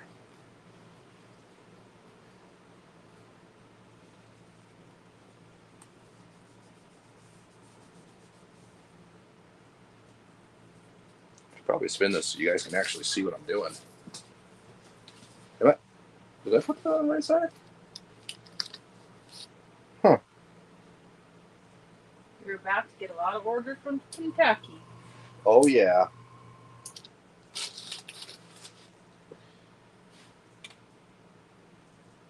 Swampy said, I'm so ready to go to Florida. John said, I'm so ready to get out of Florida.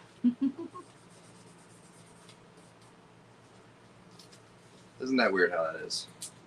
True. Take a trip, come back home. You'll probably be happy again. It's usually all it takes.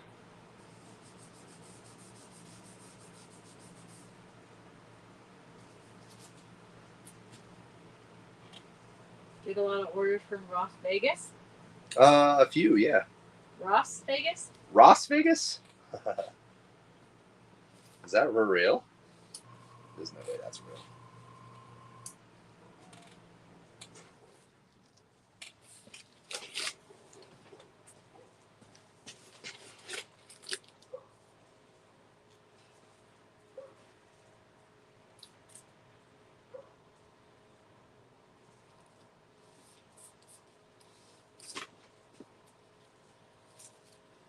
Rossville.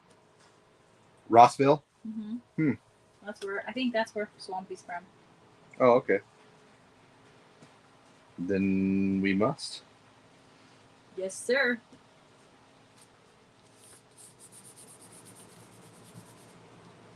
It's going down nice and smooth.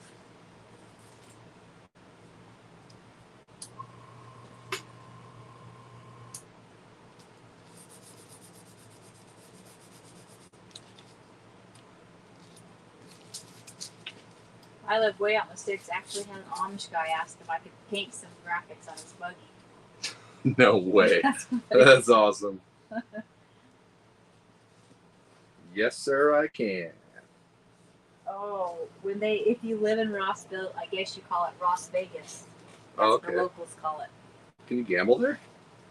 In Ross Vegas? Sounds like it. Las Vegas. Okay. Overlapping the seams or just laying it where it lays? I'm overlapping the seams, yep. You want to try to use the least amount of pieces as possible. The less seams, the better. About the Amish buggy, your answer was his exact answer, he said. It was. Mm-hmm. I love oddball stuff like that.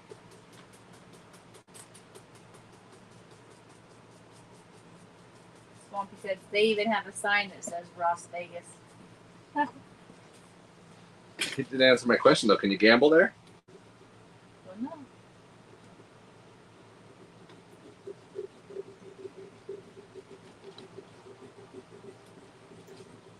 Or is it just wild and crazy like Las Vegas?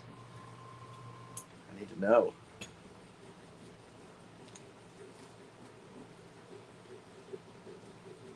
All right, this is giving us really good contacts. You can even like use this to go straight down like the edge, to push down the edge as well. Just really eyeball it really good. And that will tuck all those edges in. You get a nice crisp line. I also just like to use the brush. I feel like that does a really good job because you can kind of poke the bristles into the edge, pushing them in. Swampy said, yeah, illegally, what happens in Las Vegas must stay in Las Vegas. Oh, okay. Is it good practice to use multiple layers of leafing for gold and silver too? Yeah, I would use, it kind of depends on what you're doing. You could get really good results with just one layer, especially if you take your time and make sure the glue's laid down perfect, and then you burnish it out and it looks perfect. And then maybe just go with the one layer. But I always like to double layer it, no matter if it's silver, gold, copper, or variegated. How much pressure do you put on with the roller? You can press with the roller as hard as you want, and it's not going to make any difference. The brush a little bit different. You want to. I'm being pretty aggressive with it, but you don't want to. You don't want to be so aggressive with it that you're gonna like hit with this around the steel edge right here. Are all the tins you do for paying customers, or do you just have a bunch of rad paint sets laying around? I do have some paint sets that lay around that I've done. This one's actually for a customer. Are you going to be doing wrinkled leaf anytime soon? You know what? I talked to that with my buddy, and we might do wrinkled leaf on his FXR build that we're doing. He just so happens to be building an FXR at the same time that I'm doing mine. Who? Ryan. Oh.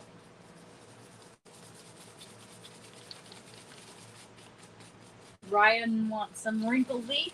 He does. Turquoise. Let's see what we can do. We done a spray out panel with some. We didn't do the wrinkled leaf yet, but we were leaning towards wrinkled leaf and cheetah print in a turquoise. That sounds cool. Yeah, it sounds different, right? Yeah, I like cheetah. You like a cheetah? Cheetah print.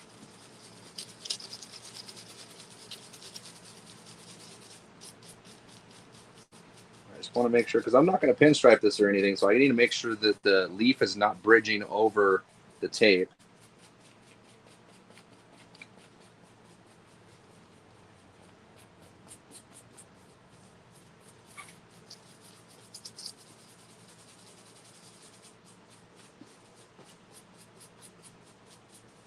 But the back of this is looking way better than when I showed you.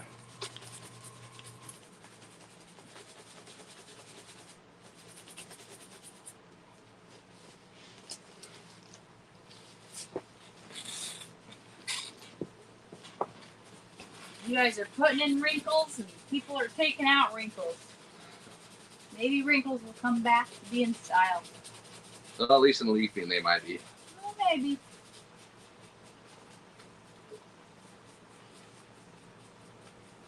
So all that flat for meat hooks and crickets about the cheetah print. What the F? Hey, Josh. I like the meat hooks and I like the cheetah print. Cheetah print's pretty rad. So are your meat hooks. You like the meat hooks too? Yeah, I think they're cool. John says, I like Cheetos.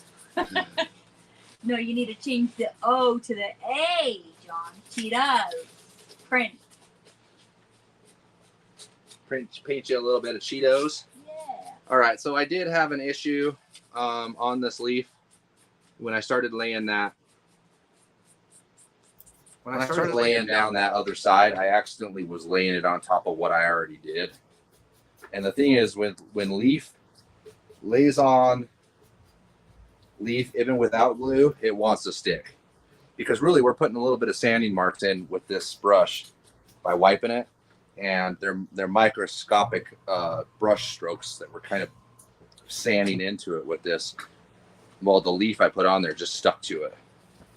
No glue, nothing. It's just kind of, some came off, some didn't. I'm going to make sure I burnish it, and we're going to have to do one more. I'm going to have to do one more coat on this. So you're stuck with us for another 15 minutes. I'm sorry. Parrish said, I have enough wrinkles on my face. Don't need any on my bike. And then someone else said, did you say turquoise leaf? Yeah, I would end up just using the candy over the top is what I would do. So silver leaf with candy over the top. Gotta mix a little bit more glue here. So once again, got the glue. What's that? What just happened? Are we paused? Oh, you might have been for a second.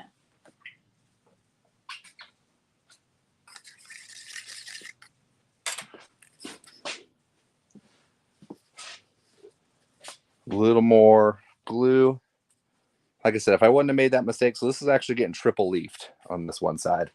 And it's not going to make a difference. You're not going to be able to tell that this has one more set of leaf on it than the other side.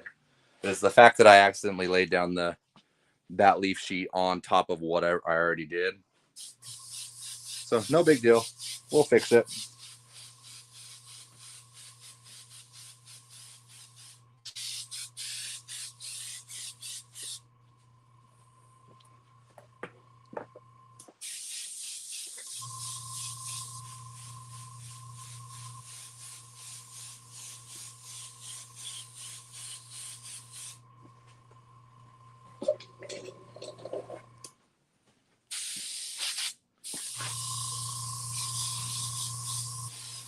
As long as you're spraying the coats light. Oh, I just stepped on my hose. Look at that. As long as you're spraying the coats. Step on your hose. As long as you're spraying them light, you're good to be faster in between coats, because it's taking a lot less time for this to dry.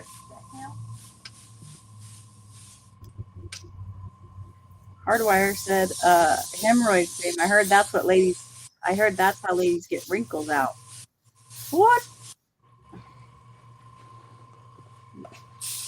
News to me. No. No hemorrhoid cream on my wrinkles. That's a little, I don't know.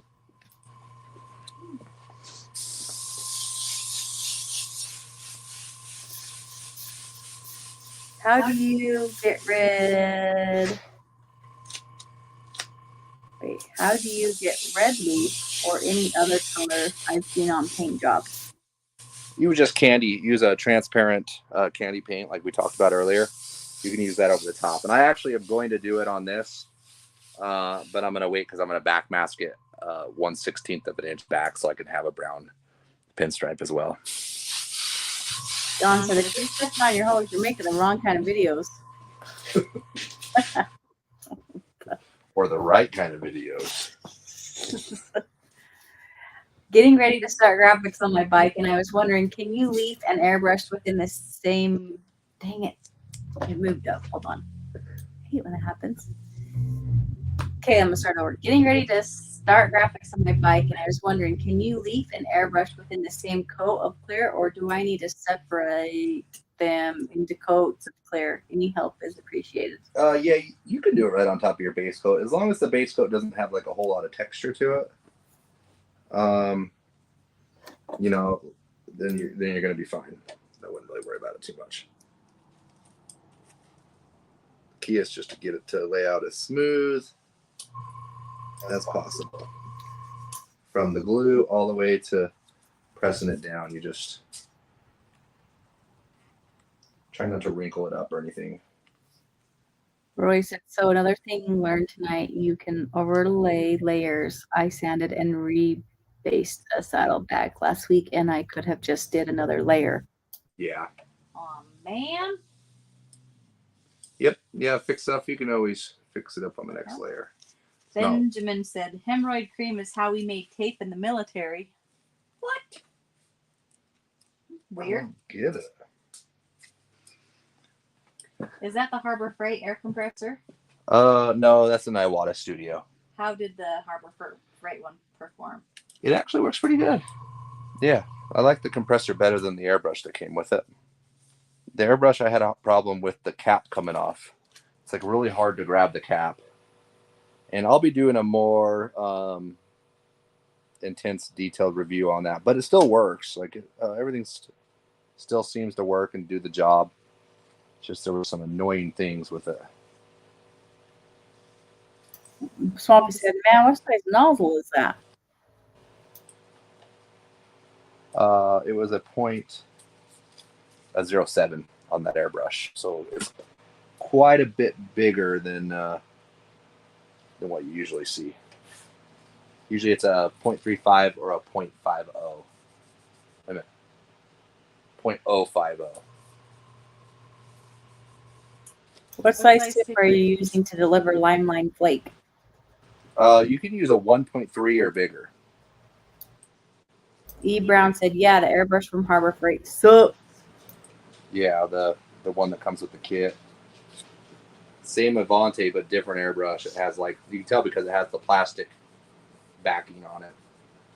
And the lid is super hard to get off. It's like the ergonomics of it is not very good. Unless you got tiny little hands, maybe. Snapfly said, someone wants me to do airbrush graphics over their gold Harley paint. Am I pretty much limited to black, white, gray colors? Not sure if candy would look weird over the original gold. It all depends on the gold. If it's a metallic gold and not like a yellow paint, then yes, metallic gold you can do, basically you can do blue candy over the top of the gold and it's going to turn it green. And then, or you can use red candy over that gold and it's going to turn it orange. So you could do orange graphics with candy on top of that. So there's a lot of stuff you can actually do. When first learning to airbrush, what are the most important things you should practice? Like, should you begin with stencils or learn freehand and get the feel of thick and small lines? Yes. Yep. Get the feel of your airbrush. Doing thick lines, thin lines, blends, circles, shunning it on and off, and getting those nice, wispy lines. Use your airbrush with like thick paint and then thin paint, and adjust your air pressure to make just a little bit of air pressure with thick paint and see what it does. That way you can kind of get to know the different variables of how your airbrush is going to perform, in different, what I'm trying to say, with the Consistency of paint. With the consistency of paints and air pressure, because both of those things go together. The thickness of the paint and how much pressure of air you're pushing through, because thicker paint's going to need more air. Thinner paints doesn't need as much air. Very little bit of air is all you really need if the paint is thin.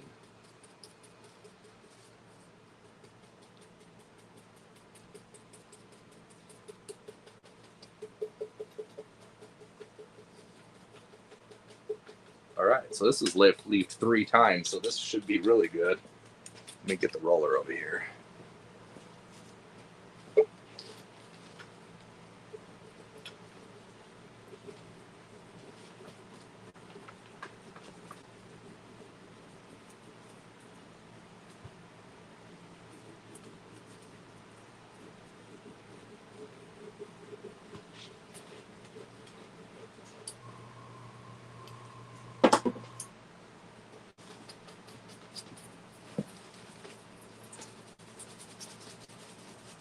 All right, I'll finish burning this and let's give the last thing away. And we'll pull the tape and give this a spin. Okay, let me ask this question. Can aluminum, oh my gosh. Oh, I hate when that. You okay? No, when the question moves up on me, I get lost. Let's see. Can aluminum anodize car? Oh my gosh, it did it again. Okay, hold on. Can aluminum anodized car trim be gold leafed? I'm restoring an old 69 Rambler American. Huh. Yes, I'm guessing that wouldn't be a problem. The glue is water-based. It's going to apply and look good to any smooth surface. So I don't see a problem with it, but it's like anything. When you're first testing something out for the first time, maybe try it out on something else first. And then you could check durability on it and see how well it really sticks. And I'm guessing you're going to pinstripe it, or somehow you're going to have to coat it with either a clear coat or some kind of a protectant, because leaf on its own is not going to hold up. If I sand and use adhesion promoter over chrome and then shoot candy gold over black base coat, will I get the anodized gold look? Yeah, you kind of would. Yep. You're breaking a lot of rules with that, because maybe you could have some adhesion problems. Like I mentioned earlier to the last questions, sometimes just testing things and then checking the durability of it before moving forward. But to answer that question is yes, it would look like anodized. You want to spin the wheel now? Yeah, let's do it, because I just got to peel this and then we're going to spin it. That's pretty entertaining, so we can keep people around. Okay. All right.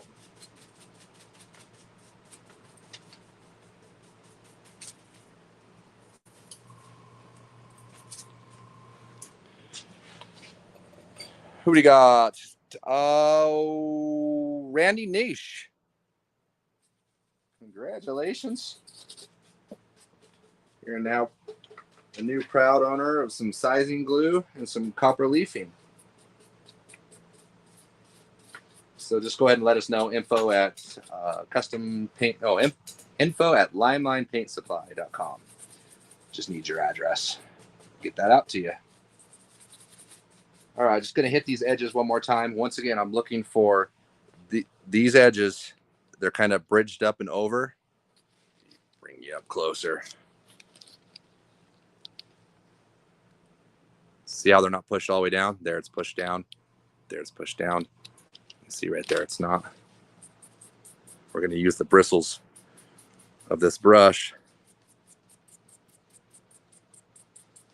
to push down that edge. That way, when we pull the tape, it's not going to put a jagged tear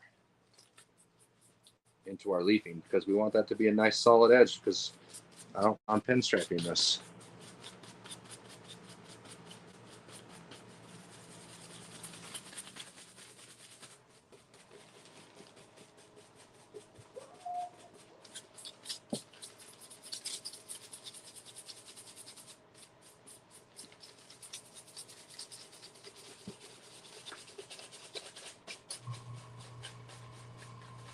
All right, looking good. Let me double check this side real quick.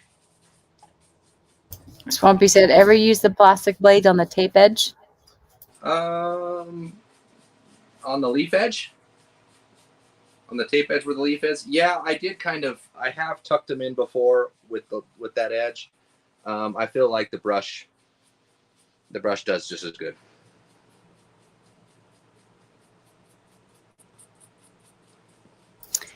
Have you ever used Imron brand paint? And if so, how does it compare to Limeline's brand? I work for a company called Evoke Aviation. We do custom paint jobs on airplanes. That's the paint we use. Oh, okay. Well, not really too familiar with that brand of paint. However, a lot of the paints that are coming out nowadays are from one of 4 to 5 different manufacturers. Basically, the stuff that we're getting is from BASF in Germany, and those are where all the resins come from. They go to another company where they further refine them, but a lot of these basic raw chemicals, they're coming from the same place. They're just getting labeled different, so it's all personal preference. With the clear coat that we have on our brand, we have a good overall mid-grade clear coat, but we are launching a high solids clear coat that comes in a 2.5 gallon kit. A little more pricey, but the stuff is phenomenal. But it all depends on what you want. It all kind of works. if you're working on airplanes, it's obviously more high dollar stuff for sure. So I could see why you would use something like that, because I know that's a little more on the pricey side. I would just say test it out. See if you like it. All right, I'm liking this though. All right, let's pull the tape. Looking good. Let's pull the tape, huh?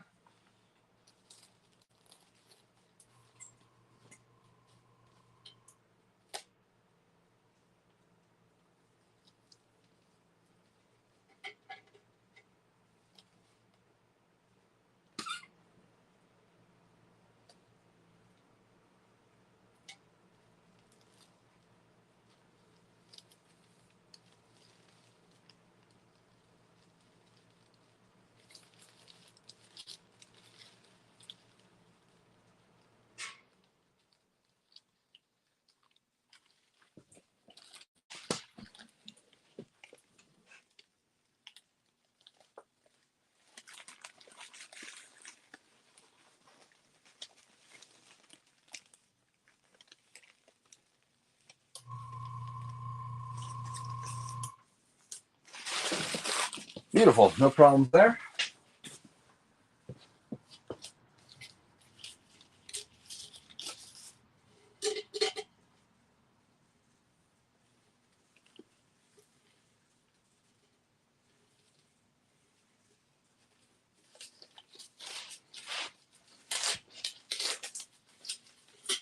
Now I like to pull all the masking tape off before I pull the fine line tapes off. The tape off at on the very edge. That way I can control the way that the angle that I'm pulling the tape. And I'll kind of show you that here in a second.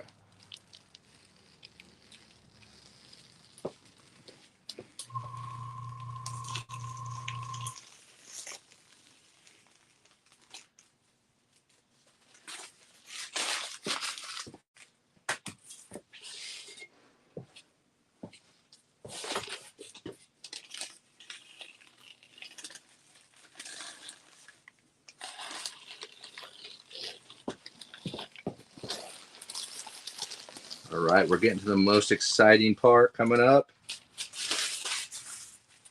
Don't go nowhere. Hurry, I want to go to bed. It's getting good. Tired of this shit, Grandpa. Tired of this shit, Grandpa. Come on, my wine's gone. I'm going to bed.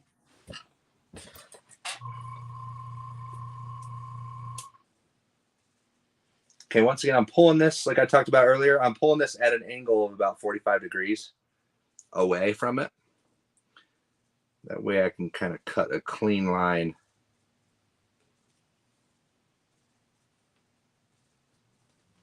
It's looking really, really, really nice.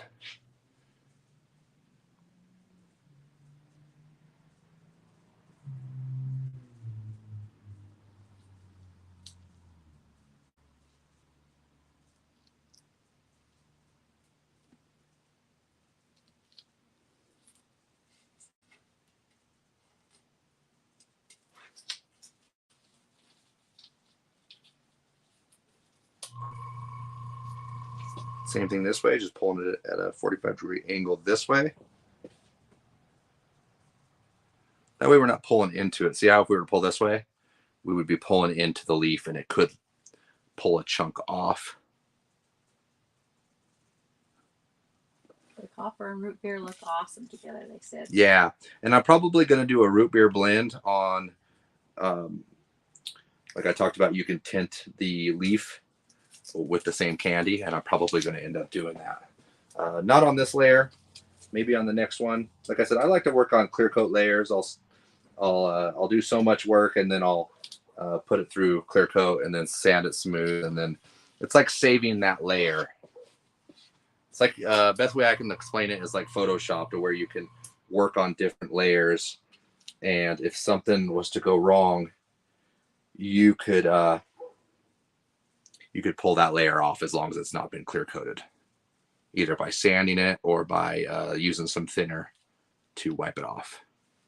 It also gives you a chance to be able to experiment if you're not sure, if you're new, you're not sure if something's going to look good, or maybe you've just never done a certain technique before, you can feel confident that you'll be able to erase back anything that you don't like. So, and that's another thing I like about it.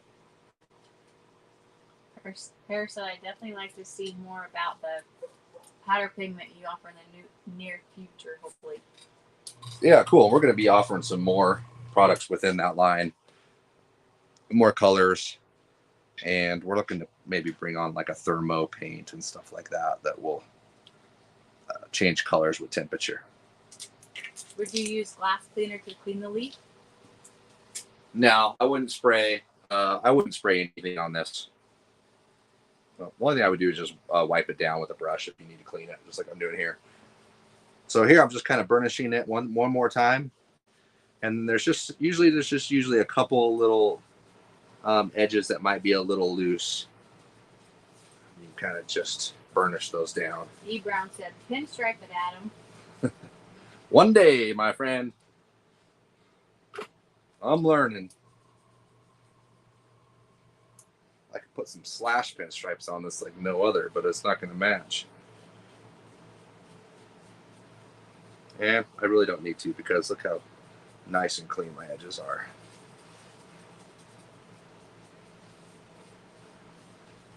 Okay, that looks great. Who's ready to spin?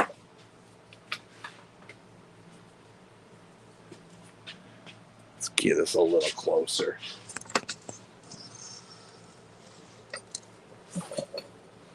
All right. Still 183 people with us. All right. You know we're not giving anything else away, so they're obviously just here to watch the spin. This is really the best part.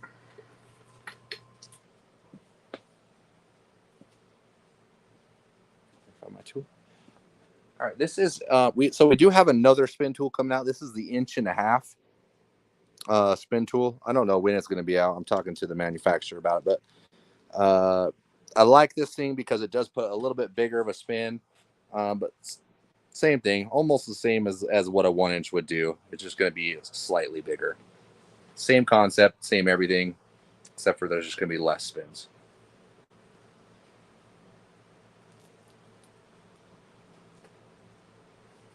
So hopefully y'all can see what's going on here. So I'm going to do about a like a 40% overlap. I still want to keep the center. You don't need to be perfect every time. You're not really going to notice.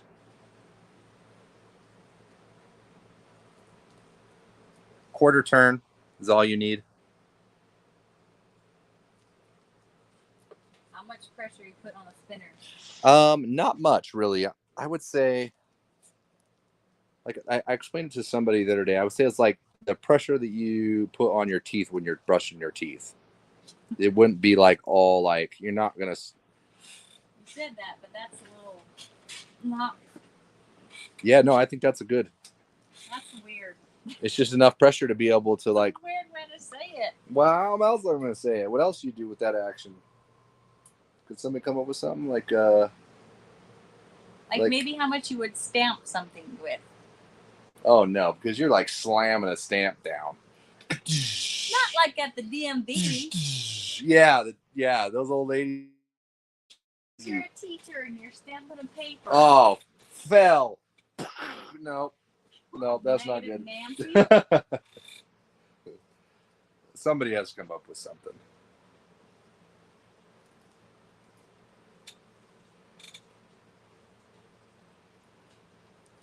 But that's pretty much it right there. Just 40% overlap. You can do 50% overlap. It doesn't really matter. However you feel. I just feel like it looks better if you can keep the center spin a little bit.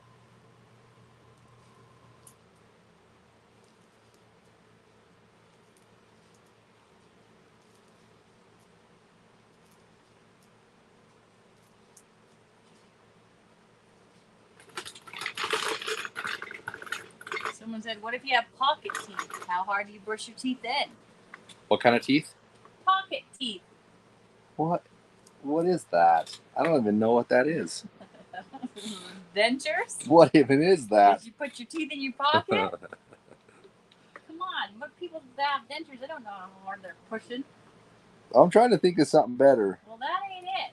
Brushing your teeth, that's not gonna do Come it. on. Well, Think of something else. Not how hard you brush your teeth. okay, how hard do you put a marshmallow on a stick? Because it kind of feels like a little marshmallow. I don't know. You can do it hard or you can do it soft.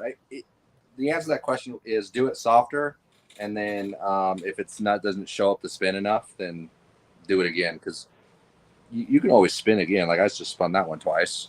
It's no big deal. I just made sure I lined it up. So I would do that. I'm pushing pretty hard though, and it's not, as long as it's double leafed, it's going to be pretty hard to burn through 2 layers. What's the material on the surface of the spinner? Is it like a brush? It's a 5,000 grit, 5,000 grit pad, cut into 1.5 inches. Yeah, I don't know how to explain how hard I push, but it's... Here, you want to try it and see if you can do it? Okay. No. I love doing the first one. It always looks the best.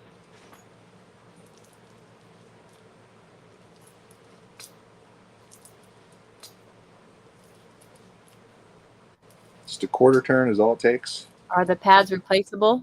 Yes, they'll last quite a while though. I would say this would do this probably 30 times over again before you would need a new pad. Can you undo a spin? No, you can't. You can leaf back over it is what you can do. At this point, you'd have to tape it back up though. Nope, you can't take a spin back once it's laid down. Can you get the gold leaf in bonded form? Bonded? Like patent leaf, I guess is what it's saying. No, it just comes loose. Or in a roll? Or on a roll. Yes, that is correct. Can you clean them? The pads, I think? Yeah, you would always want to make sure they're actually clean. If there's any kind of debris or anything, it's going to end up tearing your leaf. So every time I go to spin, the first time, I just make sure that it didn't pick up anything. Is that a 3M Trizact pad? Yes.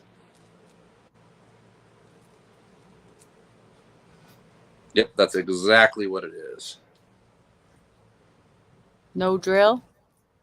Nah, I don't find it to be necessary. I feel like I have more control with just the quarter turn.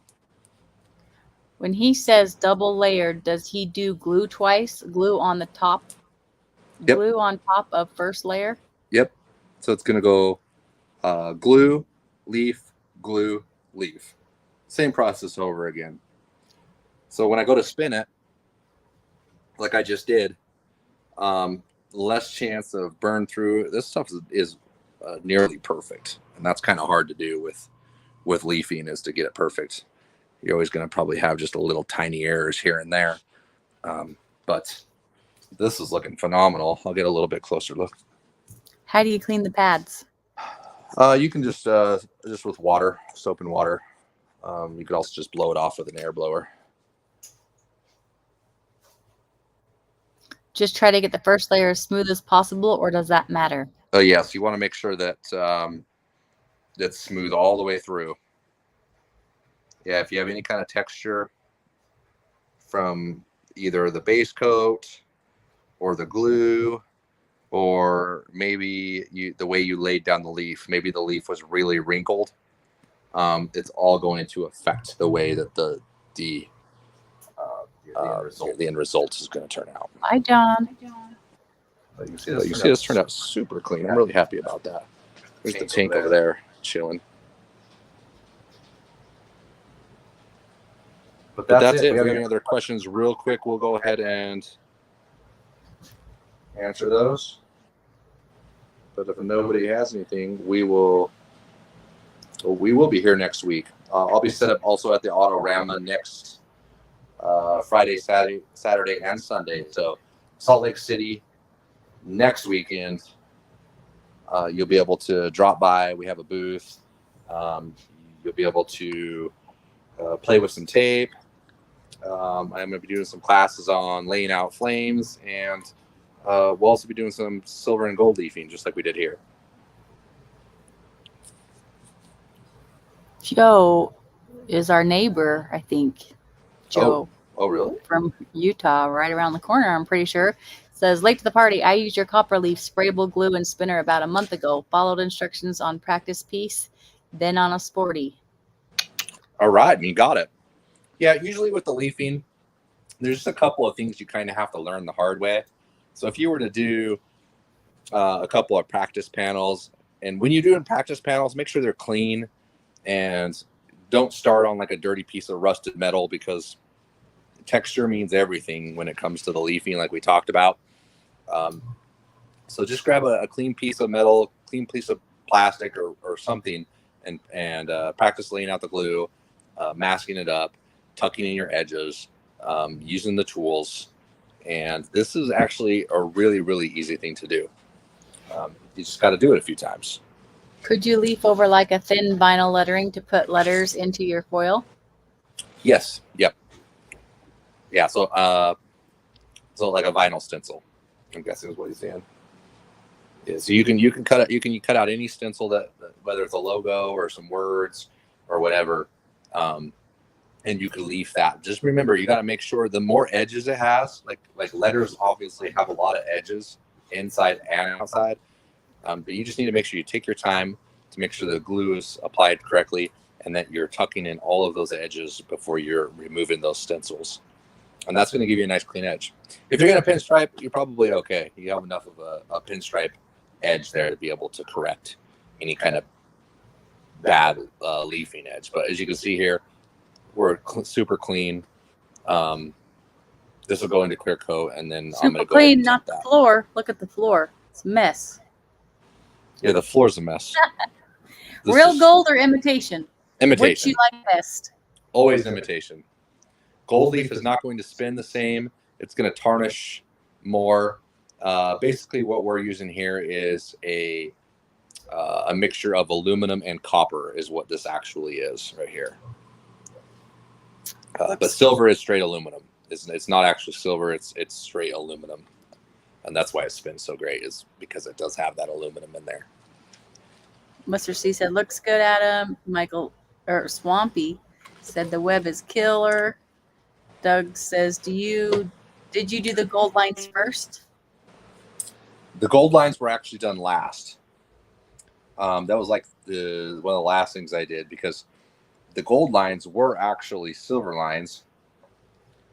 And then when I went to lay silver over all of this, all I did was pull this line and this line and this line, all the 16th inch.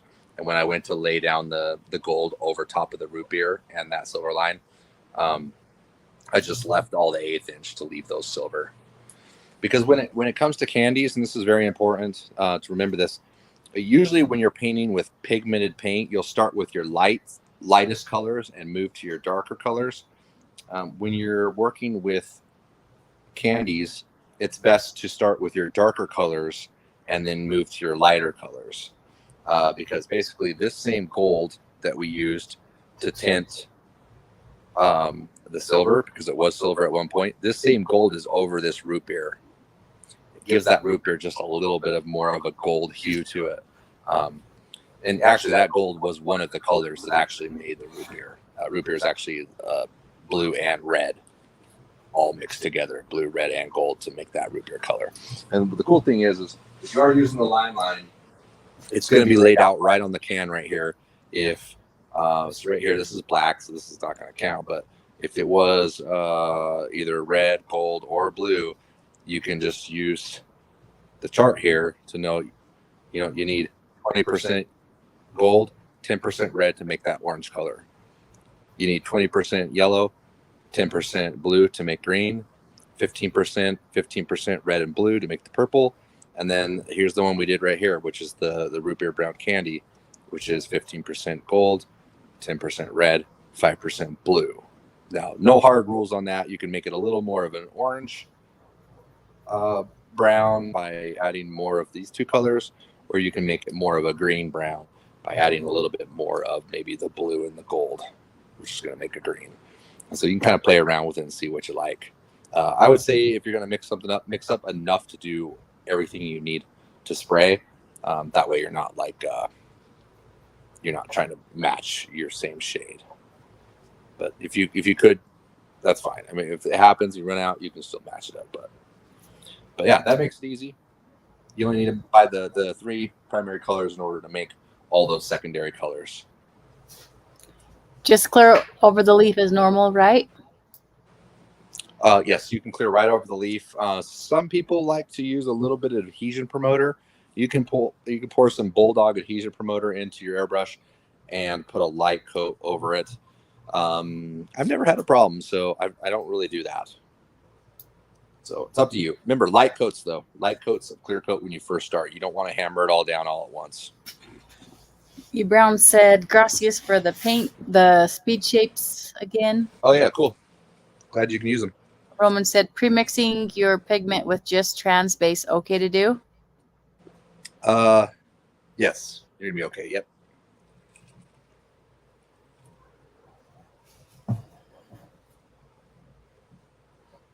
How well does a leaf work with the Cricut vinyl?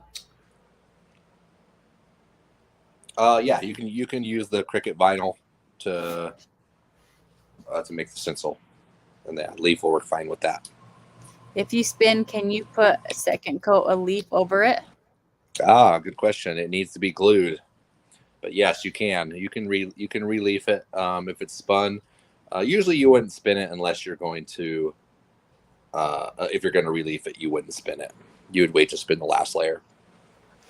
One important thing to remember, though, is if you do spin it and you get a piece of loose leaf that would fall in there, it's going to want to stick inside of that spin because it kind of has a grit to it.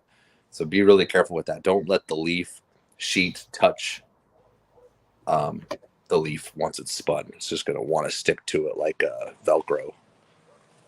Blue and a little black to get a cobalt blue candy. Yeah, I would probably do blue with a little drop of red because then it's going to push it more towards the purple side. And if you were to do a lot of blue with red, then you're going to have purple. But just by doing a couple of drops of red, it's going to push it into that cobalt.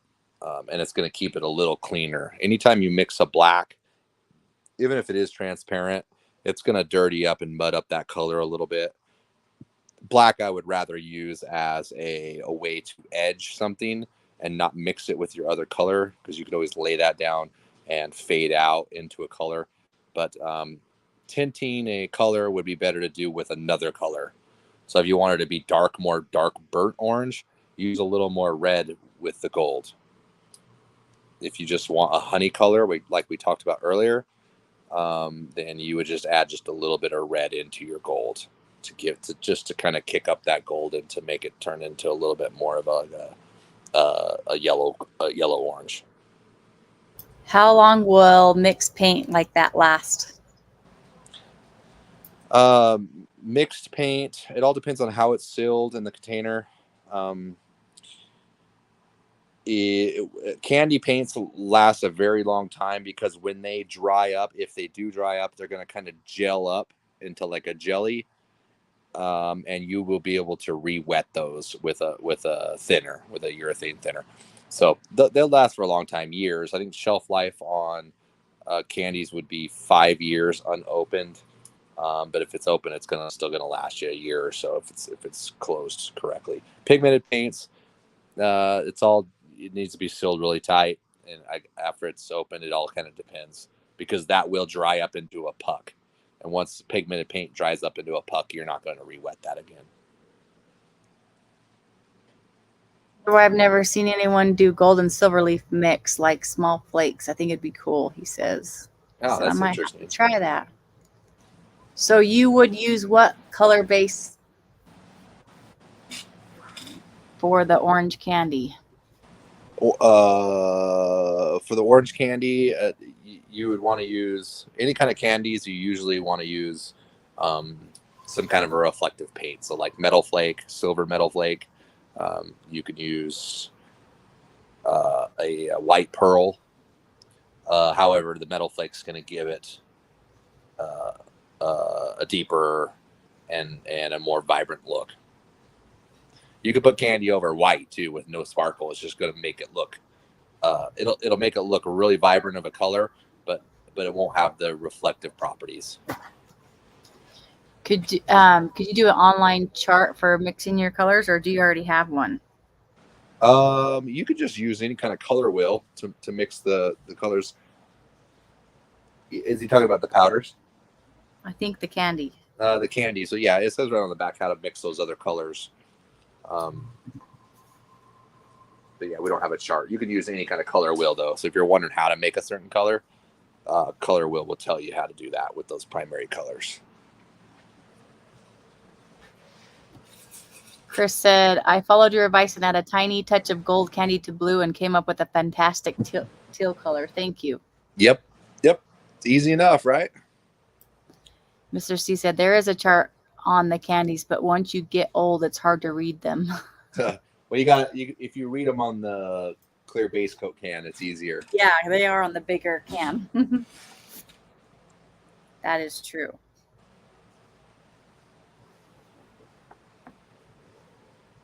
All right. Okay, guys. Well, appreciate you being here. Congratulations to everybody that won. Don't forget to email us. And next week, Friday, Saturday, and Sunday, we'll be at the Salt Lake Autorama. Come say hi. If you want to learn a few things, we can bust out some panels and do some stuff. But we still plan on going live on Thursday night, most likely going back onto the FXR to do some metal flake.